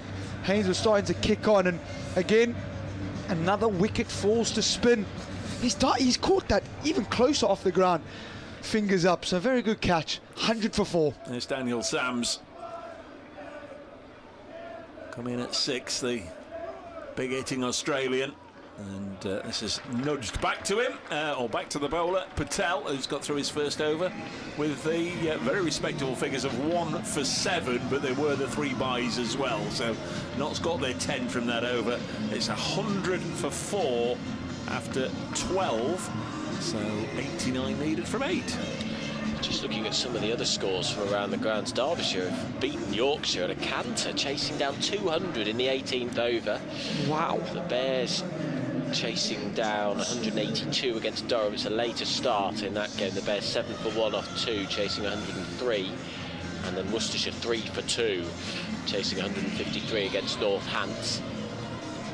Those are the big games in the other North group. But if Leicestershire are able to hold on, win this game, they'll give themselves a big boost. Here's Scriven bowling outside off stump, and it goes through. Moores, the left-hander, tried to drive it and missed it. Trying to give Notts supporters a little bit of a lift and a boost. Remember, this is the partnership that got Notts home at Edgbaston, Moores and Sams.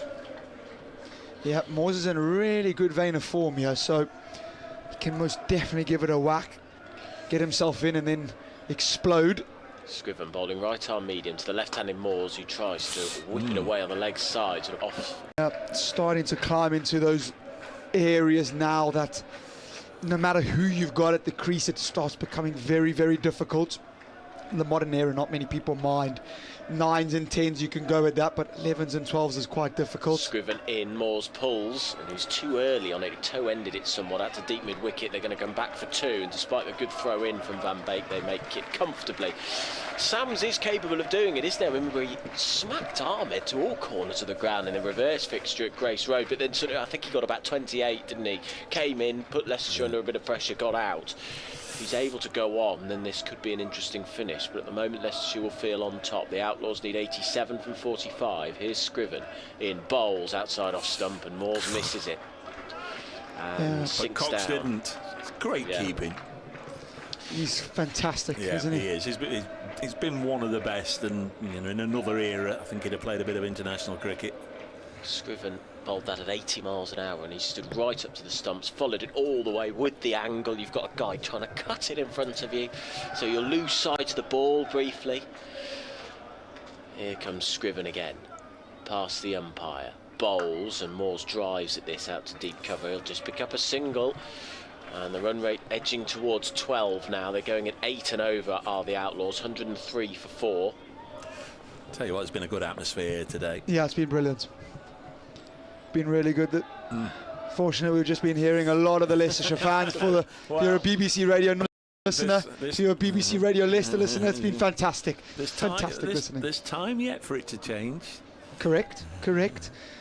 Daniel Sams, new to the crease. Tom Moore's been there for 20 balls, or 19 balls on 12. Can these two sort of explode? 86 needed of 43. Just to rain some sixes. Scriven, final ball of the 13th over, outside off stump. It's driven straight out to deep cover and fielded, where a single will be taken by Van Beek, and that's exactly. It was interesting. He was bowling quite wide, wasn't he, in that over? He was tempting the shot outside off stump, and they didn't concede many runs from it in the end. Did Scriven. Varied his pace quite a lot. 104 for 4 are the Outlaws in pursuit of 189. They've got 7 overs in which to get the remaining runs. They need 85 off 42. That's a steep task now to over 12.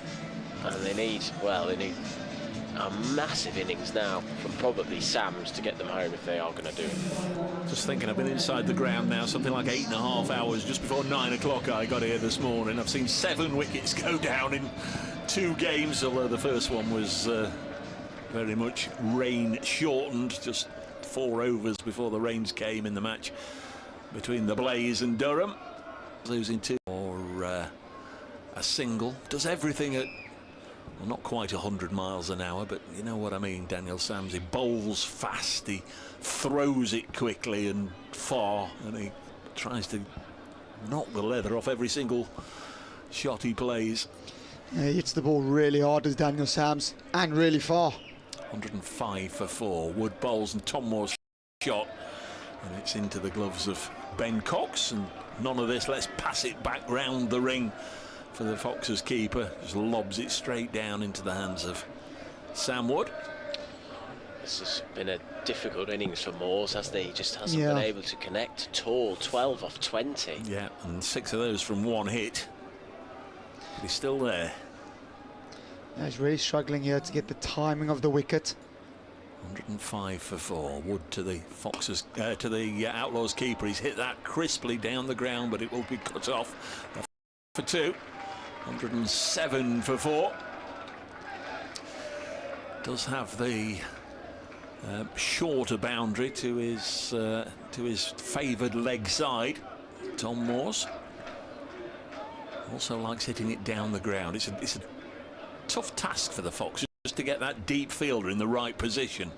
Does he want to be more cow or more straight? There's Wood into bowl to him. He wants to be 20 yards further back. That's gone a long way. It's gone out of Trent Bridge. And that's a big hit for 6. Did it clear the roof? Yeah, it cleared the roof. That's huge. Well, I'll tell you what, that is that could be on its way down the avenue. Lovely shot that by Tom Moores into the wicket by Wood, and Tom Moore says, well, not there. That's huge. We need the suitcase of spare balls being brought out for umpires Longley and Lloyd. Ben Martindale delivers 113 for 4. That's a big one, Adam. 20 now to Tom Moores. Yeah, that was a huge hit. Suddenly he's up to a run of ball with those boundaries after all that. But that was a monster hit. You're right, over the stand. I thought at first it sort of was a bit top of the bat, but clearly not, right out of the screws, and it's the biggest hit of the day. Wonder if that might just change things a little bit. 2 balls left in. Oh, I thought it was the end of the over. 2 balls left in the over. Wood in again to Tom Moore. Has gone again, this time through the offside, but there's protection out there. We'll just get a single, so that's 10 from the over with 1 ball left. So it just dipped a little bit, the run rate, but Tom Moores and Daniel Sams just keeping knots competitive. There's the sweepologist Matthew Montgomery to come in next. If he's not reverse sweeping, he's conventionally sweeping. Liam Patterson-White can club it a long way, and down the leg side, pulled away for 4 by Sams. So it's turned into a good over. Turned out nice in the end, as they say. 118 for 4 after 14 for Notts. So that's 71 from. So it is still just, well, it's just below 12, isn't it? Still a monster task, but I don't think Wood bowled that over very well. He's still a young man, 19 years old, but that didn't feel like the right ball. Short, quick. He didn't have the feel for it either. He didn't have anybody back on the leg side, so there'll be lessons learned from that, I'm sure. But it just turned bad over into a very bad over. Liam Travaskis will bowl on the Radcliffe Road end. His finger spin, and his first delivery is a slow full toss, and they can't do much with that at Moores, and he drives it to mid-off. Hits Kimber on the thighs and dribbles away from him. There is a single added to the total, so 70 off 35. I fancy this being the matchup here. Daniel Sams to Travaskis, swinging away to the shorter boundary. Daniel Sams can clear the rope a few times, get knocked back in the game, get it down to tens. Here is Travaskis, full and inside edge onto the pad. No run. He's just going to bowl Yorkers, isn't he? He's going to go real full, make it really difficult to get underneath him. Ball's quite skiddy, left arm off spin, so we're bowling here from Travaskis. Here comes Travaskis again. He's got underneath that one. Oh, Mighty blow into the balcony, right to our right-hand side. That is and huge. It's dropped by somebody in the crowd. That's the biggest shot of the day. That was a monster hit from Sams. Just dropped that length too much. Wow. And That's that huge. was absolutely huge. That was about level with us here. And shameful drop by a man wearing headphones to our right-hand side. It's a shame it wasn't straighter. Dave would have caught it. Here's Travaskis in, driven by Sams. That's what he's capable of. He's a big brute of a man, Sams. I mean that in a nice way. Such broad shoulders. I think most Big, innings tall he's figure. hit 2 sixes and then got out. So let's worry about that in a moment. 1-2-6 for 4. 63 off 32 needed for the Outlaws. Travaskis in. Moores drives. Upishty down the ground. He's got all of that all right. That's a glorious shot. Again, Travaskis, as soon as his length isn't quite right and he drops it, he's trying to bowl incredibly full. He offers it on a plate and a half volley, and that was spanked down the ground by Moores. Pleasantly driven. Yeah, exactly. Just missed and almost gone into what people call the slot, and Tom Moores hammers it down the ground for 4. Travaskis moving away from us, bowls down the leg side. He's gone big on that one as well. That's 4 more. Square of the wicket on the leg side. The Outlaws ticking now. And they're putting pressure under Leicestershire. It's interesting, Carl, you were saying that was the matchup. I think Outlaws won that battle. 1-3-4 for 4, a busy over and an expensive over. 16 off it from Travaskis. 1-3-4 for 4 is the score. In pursuit of 55 off 30 is doable. Travaskis finishes with 4 overs, 1 for 49. You know, I'd sort of got it in the back of my mind that he'd been quite miserly, and I was a little surprised at the start of that over when they popped up 3 overs for 33. Well, in the end, 4 overs for 49. Not still in this. 55 from 30. 134 for 4. Kimber to have a third. 2 tidy overs. Now he bowls to Sams, who starts it with a boundary along the ground for 4, out towards the Larwood and Bow stand. Those of you that know Trent Bridge, that's deep mid-wicket. Not just getting a little bit of momentum here, and we're getting a little bit of loud music and loud noise. It's the first time we've really heard the crowd, isn't it? It's the first time they've really got up, because they know now that this is on. Just very, very interesting here. There is 1, 2, 3, 4 men out on the leg side here. So you've got long on, deep mid-wicket. Well, sorry, long on, deeper mid-wicket, and deep backward square. Kimber to Sams. Where do you bowl to him? Not there! Not there, Louis! Not there! Look out! Oh, my word! Enormous. Absolutely enormous. Again, his favoured target area, the deep mid-wicket area, and that's gone on top deck of Hound Road if it didn't clear the Hound Road. Again, lost this landing. I think they've got it back, so must have been the top of the Hound Road stand for 6. 144 for 4. So again, he's hit 2 sixes. That is absolutely huge. Doesn't matter how many fielders you have on the leg side. That would have cleared the stadium outfield in the world. Kimber floats it up. He's got my! 3 this time. Huge blow. Once more, again on the leg side, and it's bouncing from seat to seat in the Larwood and Vose. That's a big hit. Little shot of the Notts dugout there, and 1 or 2 knowing winks and smiles as the 150 comes up. 50 partnership from 22. Daniel Sams is motoring. This is absolutely fantastic batting. That has gone to the moon and back. Louis Kimber around the wicket into the slot, and Daniel Sams has absolutely smashed it out of here. There's Kimber in again, bowling, and he's gone again on the leg side, a catching chance, and the fielder throws himself at it. Had to go for it, given the circumstances, but dives over the top of it, and it's gone for 4. I think that's Sam Wood. Is it Sam Wood out there? Is, yeah. Really tough chance, just landing in front of him. And it goes away for 4. Luck favouring the Brave. Another boundary. I think the 3 balls at the start of this over have turned this from Leicestershire being favourites to Notts being favourites. Don't you? Louis Kimber bowls and he's missed This it. commentator's cursed this. Bowled. Well, briefly for 33, it's 154 for 5. Well, Daniel Sam's got to go for 33 of 12 deliveries. Sam absolutely smoking it to all parts and just threw the shot really early. That case spun, hit the top of middle stump, and he's got to go. The Outlaws lose their 5th. Just stops in the wicket.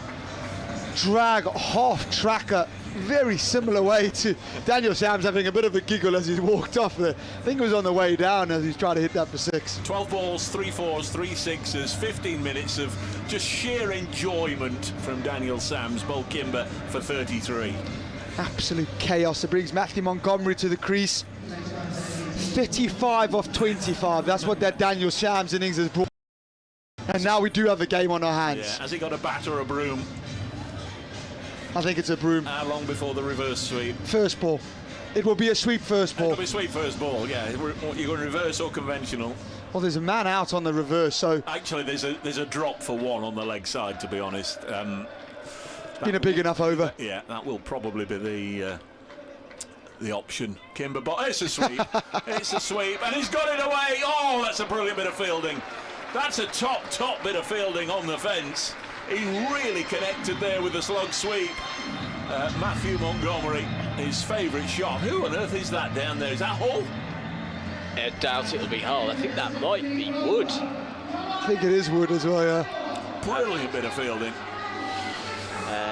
Well, what a chaotic finish. We've got a great finish ahead. You don't want to go anywhere. Whether you're watching us, whether you're listening to us on BBC Radio Leicester, BBC Radio Nottingham, you don't want to go anywhere. 34 from 24 needed for Notts to pull off what would be a fantastic chase.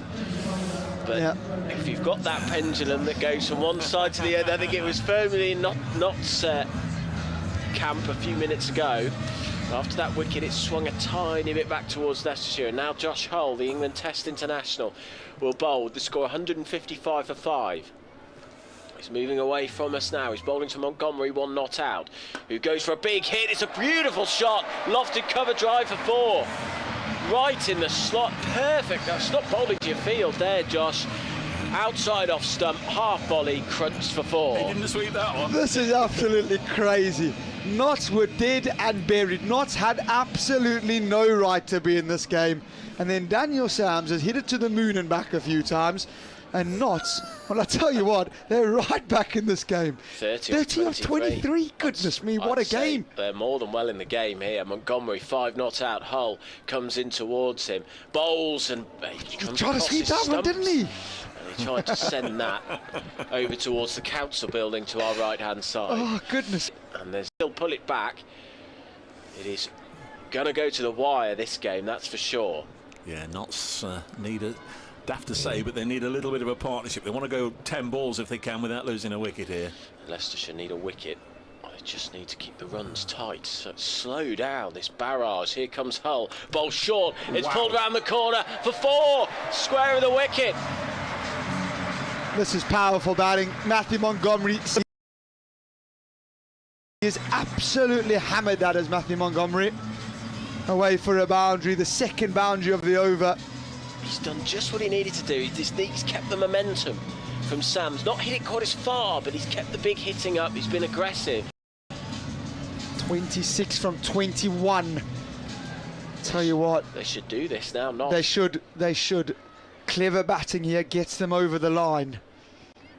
Angled bat from Montgomery. Right-handed, waits for the left arm. Hull, who bowls full, it's edged, and that's going to run away for 4. thick outside edge, and it goes square of the man at third man and races away for 4, and it's now 22 off 20 and Notts well on top. You remember it was 2 a ball, wasn't it, not too long ago? Yeah. 12 and over needed by Notts. They've now got it to basically a run a ball in the space of 3 or 4 overs. Forget England, India. Let's play Outlaws Foxes every Sunday from now till whenever. This has been terrific entertainment. Fantastic game of cricket this. It's just been a captain's meeting sort of going on here. The top of Josh Hull's mark.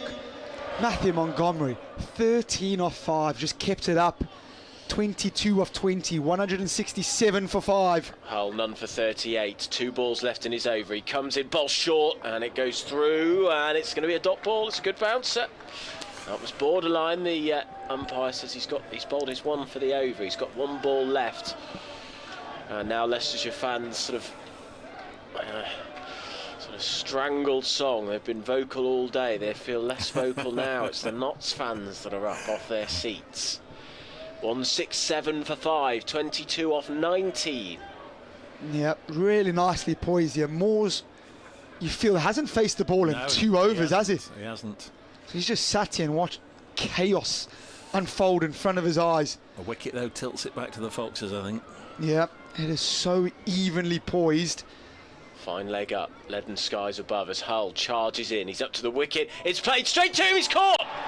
That short fine leg comes right up. And it was a reverse scoop attempted by Montgomery, and it's a decent catch from the man who's just come up from deep to catch it diving to his right. Montgomery goes for a swashbuckling 13 from 6, and Leicestershire dragged themselves. Really good effort. Montgomery 13 from just 7 balls, 3 fours. He got on with it. Things are happening at an almighty pace here. And here comes Calvin Harrison. And we've got a little bit of Neil Diamond as well. More royalties for the great man. Well, tell you what, I really like that option. Third man up in the ring. Matthew Montgomery just looking to hit it over there for another boundary. Sol Budinger at full strength, diving to his right, plucks it out the sky. 167 for 6. Dave said a wicket tilts it in the Fox's favour. 22 of 18. Oh, I'll tell you what, it's so close. It's brave man would call it, yeah. A brave man would call it. Dave should know better than to say something so stupid as that. Well, Van Beek to the attack here. 3 overs to go. Tom Moore's 30 not out. 167 for 6, so not so 13 ahead actually of where the Foxes were at the same stage. It's going to be Logan Van Beek who bowled really nicely at the start of the innings. 2 overs, 1 for 7. Tom Moores, who, as we were saying, has been strangled at the strike, but that hasn't let him lose his touch because he's helped the first ball over the deep mid-wicket boundary and into the 3rd row of the Bridgeford Road side of the ground for 6. Well, I haven't been facing balls. This is what I can do when I face balls. Get me on strike, chaps, is probably what he's thinking. 36 of 27. If you remember correctly, he was 12 off 9 earlier. 2 off 12 before then. Correct. 173 for 6, or something like that. He's playing beautifully. Next ball, and he's got away with this one over the offside. That's 6 more, 6-6 to begin the over as Trent Bridge erupts. This is absolutely fantastic batting. Tom Moore's 42 off 28. He did it at Edgbaston. He is doing it today at Trent Bridge. Notts need 10. 16 balls left. Yeah, really good shot from the punchy left-hander. 1 to leg, 1 over off. And Van Beek's figures decimated in just 2 deliveries. He's in again and bowls, and Moore's a switch and a miss. And it goes through to Ben Cox. We're enjoying the coverage here at Trent Bridge as we bring you T20 cricket, but we're very much nearing the fag end of this one, with just 10 now required from 15. It's been a very good fag though, hasn't it? It's more of a cigar. 197 for 6. What a game! And I don't know how not to turn this round. Here comes Van Beek, halfway through his 3rd over. Bowls now, and Moores is again hit it, but it's in the air. Out to deep, extra cover, and it's held. And Tom Moores goes, another twist in the tail. Moores, look, he switched on here, and just get that little bit of belief back. Moores goes 179 for 7 with 10 needed. This is, do not get up off your seats. This is so nicely poised. Now, Liam Patterson-White is a very good batter, so is Calvin Harrison. They will not want to lose another wicket. Then they are starting to get really into the bowlers. 10 runs required. It's still a good going here. Pennington and Farhan Ahmed, or Farhan Ahmed and Pennington, who knows, but they are 10 and 11 on the card. So I think you just nailed that. Actually, this pair have got to get. This pair's got to get it home. 10 required from 14.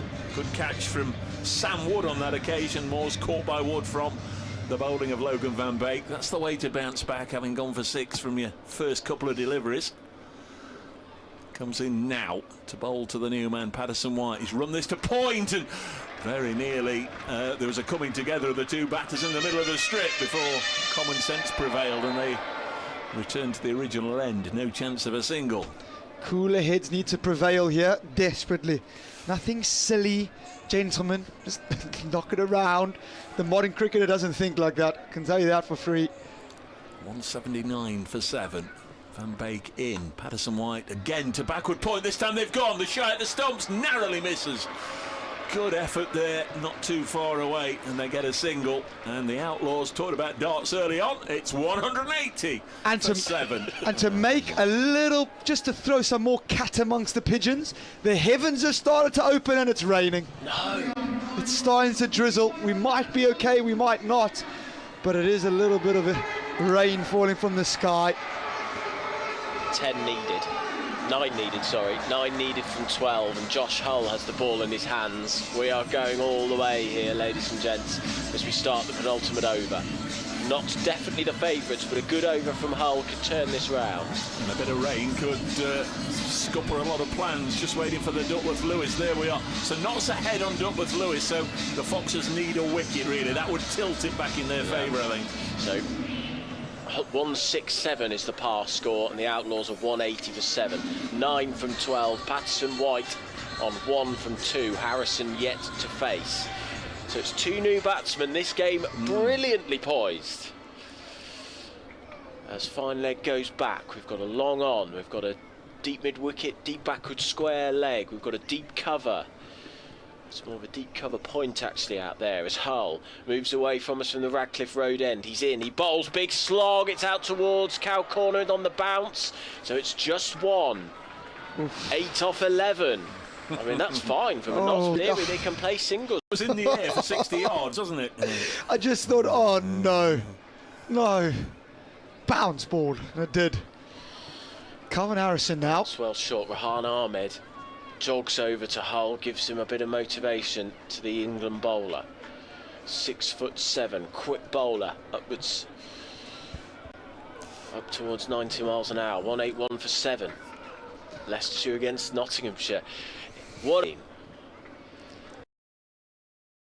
As Hull waits, has a look at the field. As the right-handed 6'4" tall Harrison waits, big tall man, bends his knees as Hull is in, strives at it. It's a great shot, and Nasood fields, but he spills it, and they're going to come back for 2 as a result. And that's a damaging misfield for Leicestershire. Out, the Outlaws get 2 more, and you can hear the crowd picking up in the background. 6 from 10 needed for the hosts. I think Notts have got this. I remind you, Calvin Harrison in, well, I'm not going to say it, but can bat the back of a good little going in the red ball game. So you did say it. I did say it. I couldn't help myself. Sorry. Hull to bowl the 3rd ball of this over. In he comes. It's a great ball. It's a great delivery, and it goes through. Harrison, who misses it entirely. Tight to the stumps. A length delivery. 6 from 9. I'll tell you what, it is so tight.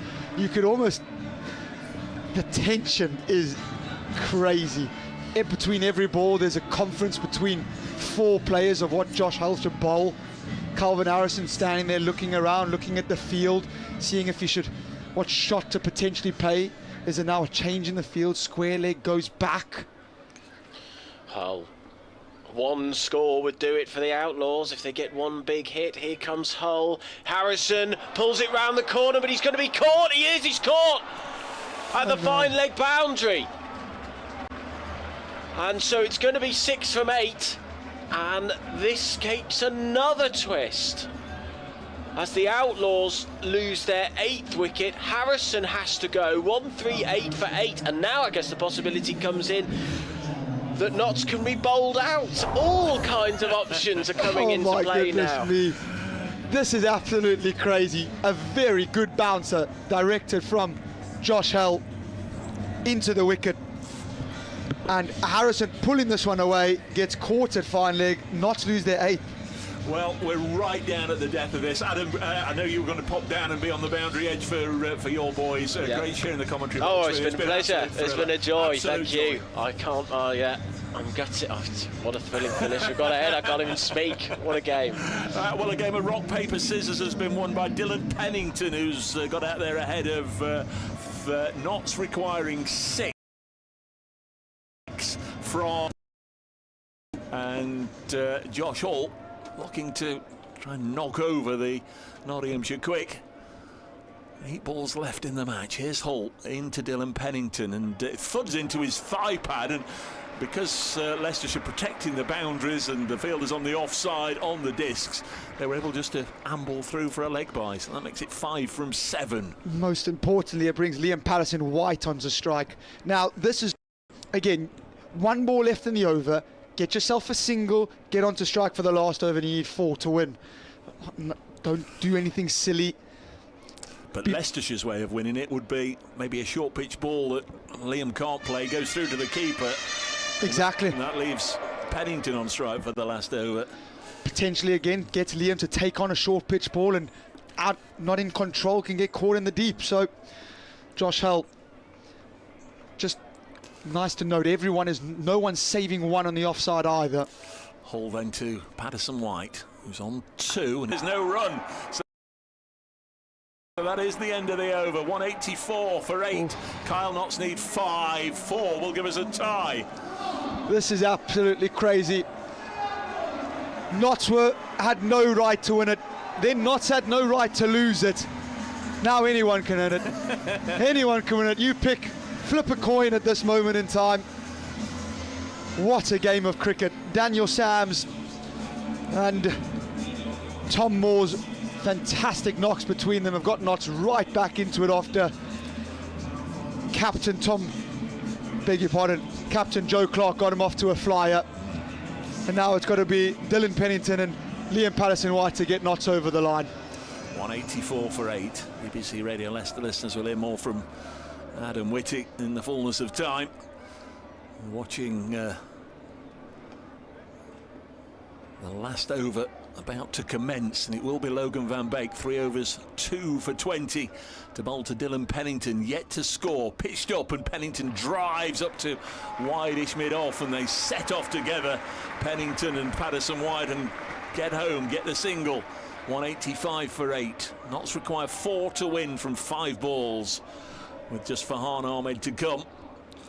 Remember, in the match at Leicester, it was Rian Ahmed's 50 really that was the principal difference. Fox's worthy winners, of course, on the evening, but the major contribution from Rian Ahmed. Might it just be a little brotherly twist if Farhan has to come out to bat with 1 need and say 185 for 8. Patterson-White on strike, he can win it in 1 blow. He's hit it down the ground, and there might only be time for 1. There is. Oh, I tell you what, this is nervous stuff. 3 from 4. Pennington is on 1 off 2. Patterson-White 3 off 5. Here that's had a little bit of jeopardy going into the last over. This is very much still up for grabs for both sides. Outlaws require 3 from 4 balls. Logan van Beek needs to hit the base of the stumps, you fancy. 186 for 8. Pennington on strike, just a single. Now he'll run this into the offside, and they'll just settle for 1. So maybe Louis Kimber has got to, I don't know, has he got to bring them in and save 1 here? Or yeah. Where is the gamble now? Where is the gamble? 187 for 8. 2 required from 3 balls. A single will means that at worst, Notts will get a tie. It's just been very intelligent cricket by Dylan Pennington. No risks needed, just push it out, hit the sweeper, get the single. Liam Patterson-White now on strike. A genuine all-rounder is Liam. Very, very handy with the bat. All that's gone before. Joe Clark's 50, Tom Moore's 42. Don't think anybody that was here today will forget Daniel Sam's punchy 33 and 30 from Haynes. So collectively not done pretty well to chase down a target of 189. Almost. They still require 2 more from 3 deliveries. Here on BBC Radio Nottingham, BBC Radio Leicester, Adam Whitty, Carl van Vollenhoven, Dave Bracegirdle with you on what's been a thrilling Sunday afternoon under the lights as Van Beek is in to Patterson-White, heaves it out onto the offside, it's in the air, will it carry all the way to the field? It will, and Leicestershire have got a wicket.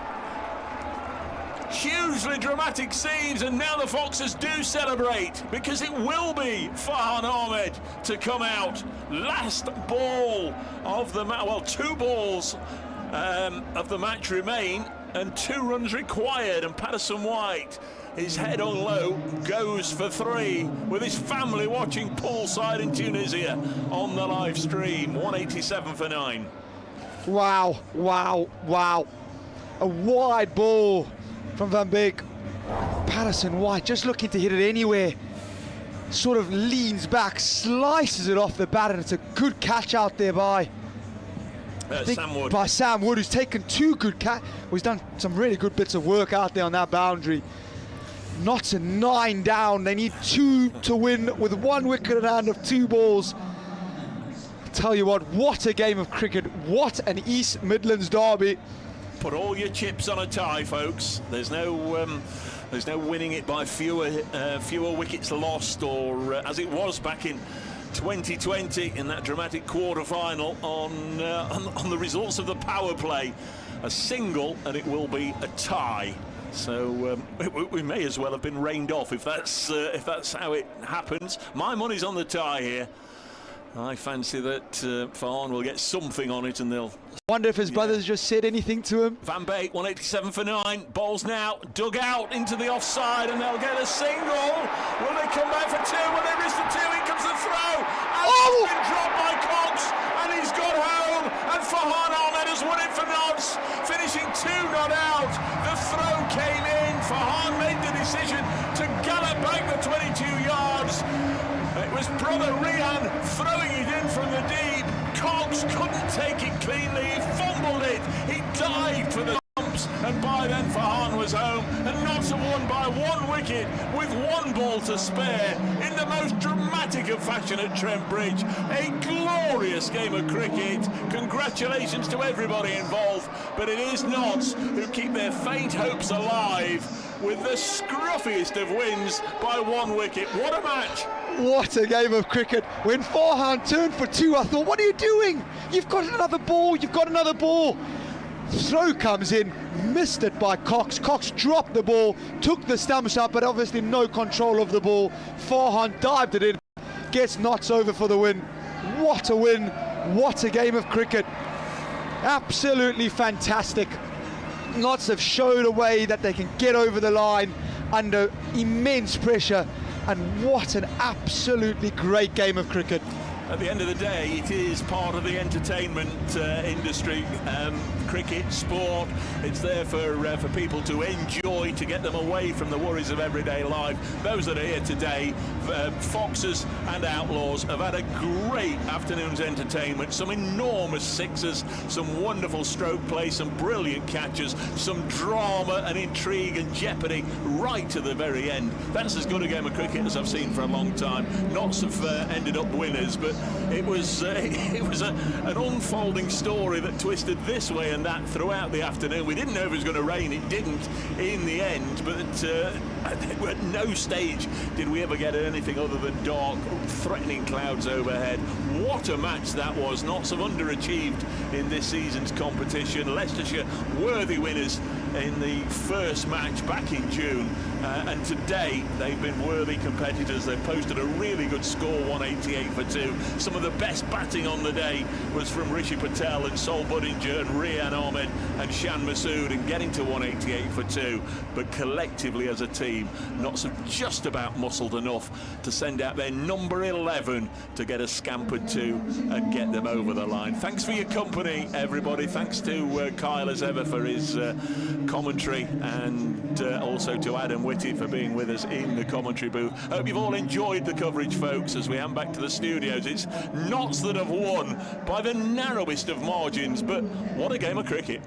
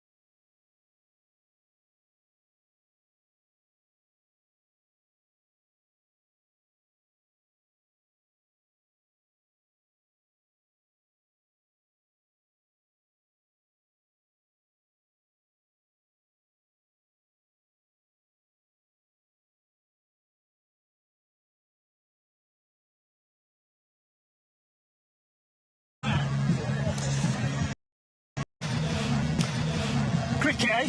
Right, I'll tell you what, are we on? We are on, yeah. I should say, obviously, the Outlaws win. Last ball of the game. Oh my God. Farhan Ahmed, little big out. So it reminds me of the Nathan Lyon, the Ashes at Headingley. You know, they dropped the ball. You know what though, like, I was sat in the Smith Cooper thing. Good value for money today, you've seen it all. It's such an emotional fall like this, but you know, credit to Notts. We said at the halfway stage it was going to be a tricky chase. I don't think it was the easiest surface to bat on. Yeah. And actually, if you looked at every single bat that went in, apart from Joe Clark for the power play, it took him a few balls to get used to the surface, and then it sort of went. But amazing. I think, you know, Joe Clark got off to a flyer, and then Leicester got back into the game a bit, controlled it a bit, and then I think the partnership between Daniel Samson and Tom Moores got us back in favour. Well, I was just going to say really. that. Was that the partnership that kind of, you know, Daniel Sams, I think strike rate of 275. And we've seen it here before, haven't we, with people like Dan Christian that come in, one over and just go, right, you know, a couple of sixes can just change, can't it, in an over? Well, it's such a difficult ground to defend. And if someone's got their iron, it's very, very difficult. And credit to the partnership between Tom and Daniel Sams. That's, for me, that's the partnership that's won the game for Notts. Shall we bring him in? Yeah, bring him in. Come on then, Tom Moores is going to join us now. You can hang around, Fletch. You can hang around. We were just mentioning there, me and Fletch, that... Sorry, excites me. I don't know about this either, really. Just that partnership between you and Samsey. What was sort of said out there? Because it felt like that kind of... We went up a couple of gears in that partnership. Yeah, not a lot really. I think me and Samsey just, you know, I didn't really have to say much. The way he came out, and, you know, we've all seen around the world what he can do, the way he strikes the ball, took all the pressure off me. And yeah, we just kept saying, keep going, keep watching the ball hard, and keep trying to hit it out the middle. And that's exactly what he did. Such a danger of confidence from him doing it, and then obviously when he got out, I just tried to carry that through and be the man to try and do that as well. At the halfway stage, both me and Fletch were talking about obviously 188 that they got, and I'm sure you won't mind saying that, you know, we said potentially 20 too many. Yeah. Was that the feeling in the changing room sort of, or were you quite happy where it was at? Spot on, yeah, probably 20 too many, I reckon. You know, it was turning, you know, yeah, Fletcher's spot on. Expect nothing less. Obviously played a lot of cricket here, and you need that experience. And I think you know, with the bat, the way Clarkey got us off to a start, you know, we've done it all season. Such a phenomenal player. To have that in our lockers just sets the tone. And then, yeah, thankfully, you know, we've got that much power down the innings. I think although there were 20 too many, I think we never thought that we can't get these. I think we saw, we always go back to that first game here, that record chase. I think the belief in the dressing room is we've got more than enough firepower in the tank to do it, and thankfully we did it. This campaign, just finally, obviously it's been up, down, it's been, some frustrating days. What can this kind of result and the way that we've got over the line just do for this final stretch? Just keep the belief. I think it's just it's still alive. I think Fletch was there. We played in a couple of those title-winning teams, and they weren't always playing sailing, were they? They weren't always we weren't just dominating everyone. And this has been definitely up and down, and the lads have had to really deal with that well. But I think it's still alive for us, and we just try and keep taking the belief. And next game comes around and try and take the confidence from that. But I think sometimes group stages like this, if we manage to qualify, can be, the best thing that happens to you. And I know I certainly played with Fletcher a lot when we did that, and it's worked, isn't it? So. Well, Fletcher's got one question for you. I've allowed him to have one question for you, so this is Fletcher's question. Have I? I didn't know I was asking this question. Why you just put me on the spot there on TV? What to say? Why have you said that? A man who's never lost a word. I don't know. I literally don't know what to say. I mean, you just said it all there. I think the belief that hopefully that puts through the dressing room is massive, and you have in this format at times. You just got to keep going. It is brutal, and there's no fine lines. It's really difficult for everyone. But I suppose all the shackles are off now. The pressure's off. You go out there and play. Is that what the feeling will be around the dressing room? Spot on. There's the question. That is exactly what. Yeah, that's exactly. And I think just being so lucky. What a place to play cricket. What fan base we have, and getting around when the crowd at the end there's going wild. I think we just try and feed off that. You know what it's like. It's just a great place to play. I was actually sat in front of someone in Smith Cooper, and every wicket, why are they doing this? Why are they just knocking around? I'm thinking it's not quite the way. But, you've got to back your own strengths, haven't you? Yeah, 100%. And that's the way you play. Yeah. And that's the way Samsey plays, people like that. And at times you've got to take rough with a smooth. Yeah. You really have, and that is, you've got to stick together in the dressing room, because really that's what counts, to be honest. And there's a lot of people around here and everywhere that's got a lot of opinions, isn't there? Yeah. And some are right, some are wrong, and they're entitled to their opinion. But I think that after that performance, you could just feel it in the crowd. It's quite nice sitting in the crowd that everyone wants the club to do well. They do. Yeah. And there's enough players, enough talent in that room. Yes, there's some inexperience, but there's enough around there to hopefully give us that chance of getting through. Couldn't agree more. I'm not needed there, am I? No. I don't know why you've just done that to him. Pass me that back. You pass that to him. Go and get the general quickly. Tell the general he's got 90 seconds to get down here. He said he Why have you just done that? Sorry, mate. I had to throw you in. The general has said that he's going to come down and talk to us, and we don't get the general very often. The general will be pumped up. But I just said to Tom, you're a former player. There's a lot of pressure on the group with how the campaign's gone. Listen, It's a he's big coming club. down. Not a big club. What can a win like, for you that's still in the game but looking from afar, what can a win like that do?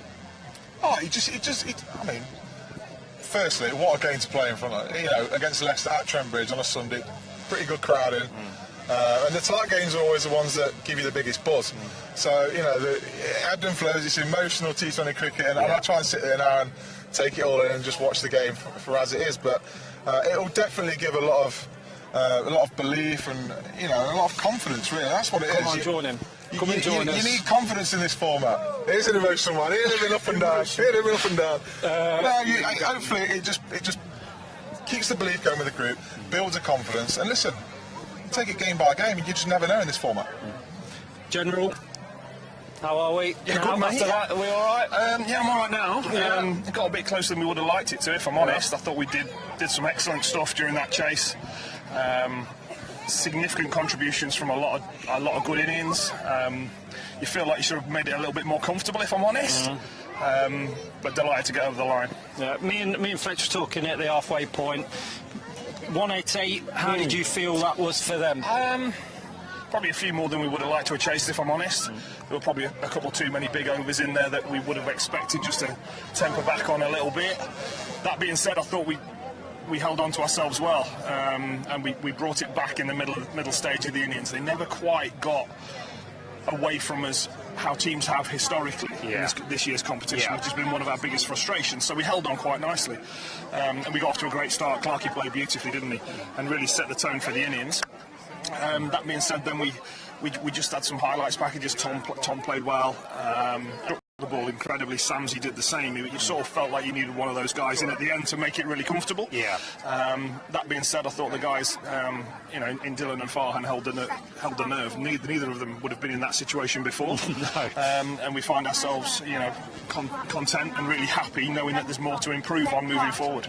I said to Fletcher, talking about that partnership between Tom and Samsey, that we've seen that before, haven't we? Like Dan Christian was a prime example. Come in and kind of just go, right, 6-4, kind of that one over that just puts pressure back onto them.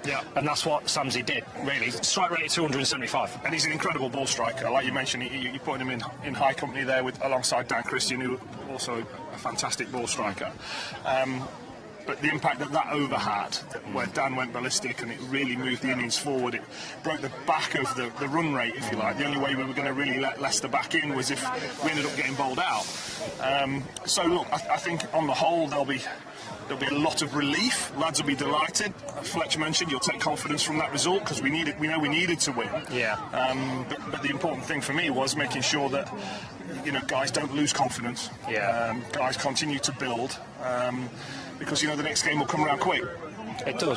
They've had a hectic couple of weeks, a lot of these lads, and the most important bit is that they take stock now for 48 hours, and we'll come back into training on Wednesday and get ready for Friday. Another big game. I did this. Fletcher's got one question for you. Go on there, Luke. Fletcher's question. Franksy. I've got What's happening? You've done this twice to me now. I've got nothing for you apart from. Are you excited for the 50 over competition? You're taking the reins, mate. Yes, mate. You're very proud of this club. This club means a lot to you. It does, yes. Is that something on your mind now? Are you prepping for that? I've started to think about it a little bit, mate. Yeah, I have. I won't lie to you. I've been thinking about it since I got offered the opportunity, and then I had to put it on the back burner for a little bit. But it's been rumbling away and it's coming around quick. But yeah, it's something I'm really looking forward to, mate. I'm not going to lie. Started to get some clear plans in my head of how I want us to go about our business. And in a few weeks' time, we'll get our teeth stuck into it. But I'm certainly looking forward to it. I think there's a lot of people here and around this city that are very excited to you take on the job, and we know how much this place means to you, mate. So we're all behind you, mate. Cheers, mate. We're all behind you. Cheers, Paul. You're taking all my questions away from when we're interviewing for the 50 over there, Fletch. For 2020, I'm putting you on the spot. Final one from you, Franksy. This competition, up, down, very emotional at times and stuff like that. Just kind of, what can this victory and how we've got that victory just do for that final stretch? Yeah, well, it has to be something that kick-starts, like you say, this final run-in. One of the biggest frustrations for the group and all of us has been that we've been inconsistent. We've shown signs of brilliance.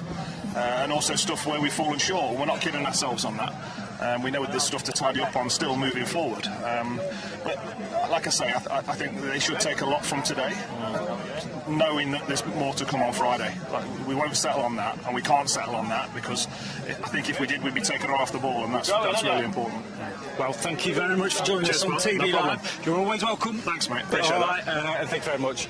Sorry. Captain's there, JC. Final word from you, Franksy. Franksy? You got me now. It's because I'm not used to having him on the stream. Just a final word from you.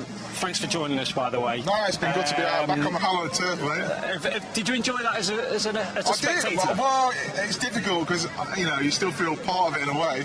I played a lot of cricket with a lot of these lads, so and you want the club to do well. You can feel the pain when things aren't going well. And that's something that probably never really go away. This place obviously means a lot to me, and I've got great memories here. So you want people to do well. And yeah, I enjoyed it. I mean, my son Freddie's here all the time now, so I'm sort of reliving it again through him now, in a weird way. So it's nice to be sat in the crowd and listen to what goes on in the crowd. God knows what he used to say about me, Aaron. Oh my God! I could tell you a few things, but we'll wait until we finish. Final thing: what's next for you? What's next for the Blaze? What you got in the near future? Yeah, we got a couple of big games coming up now in the T20. We're sitting quite well.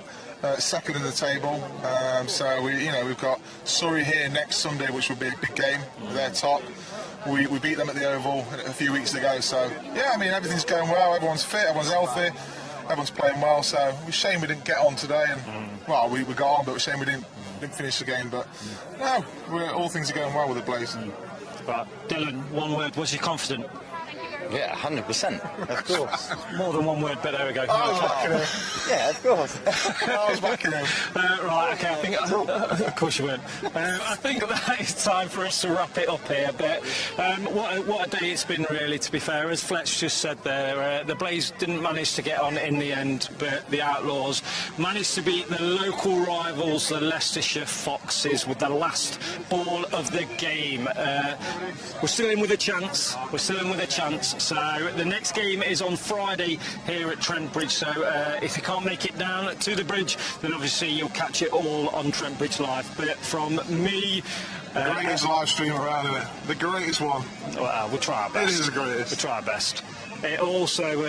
Sorry, I've been producer Kirsty's in here going, I want to mention... You got anything? Kirsty Lord, who is the gaffer of the live stream, does a tremendous job. She does all the hard work behind the scenes this year, and you take all the credit with this yellow microphone in your hand there, with your nice jacket on. Yeah. Nice. Yeah. Slick haircut as well. Took me a while to prep. Anyway, come on, people are getting bored now, aren't they? Let's go. I want the tea. Right, join us here on Friday for the next game, but yes, it's a victory for the Outlaws. 4 more points. Still got a chance. Go on, the Outlaws.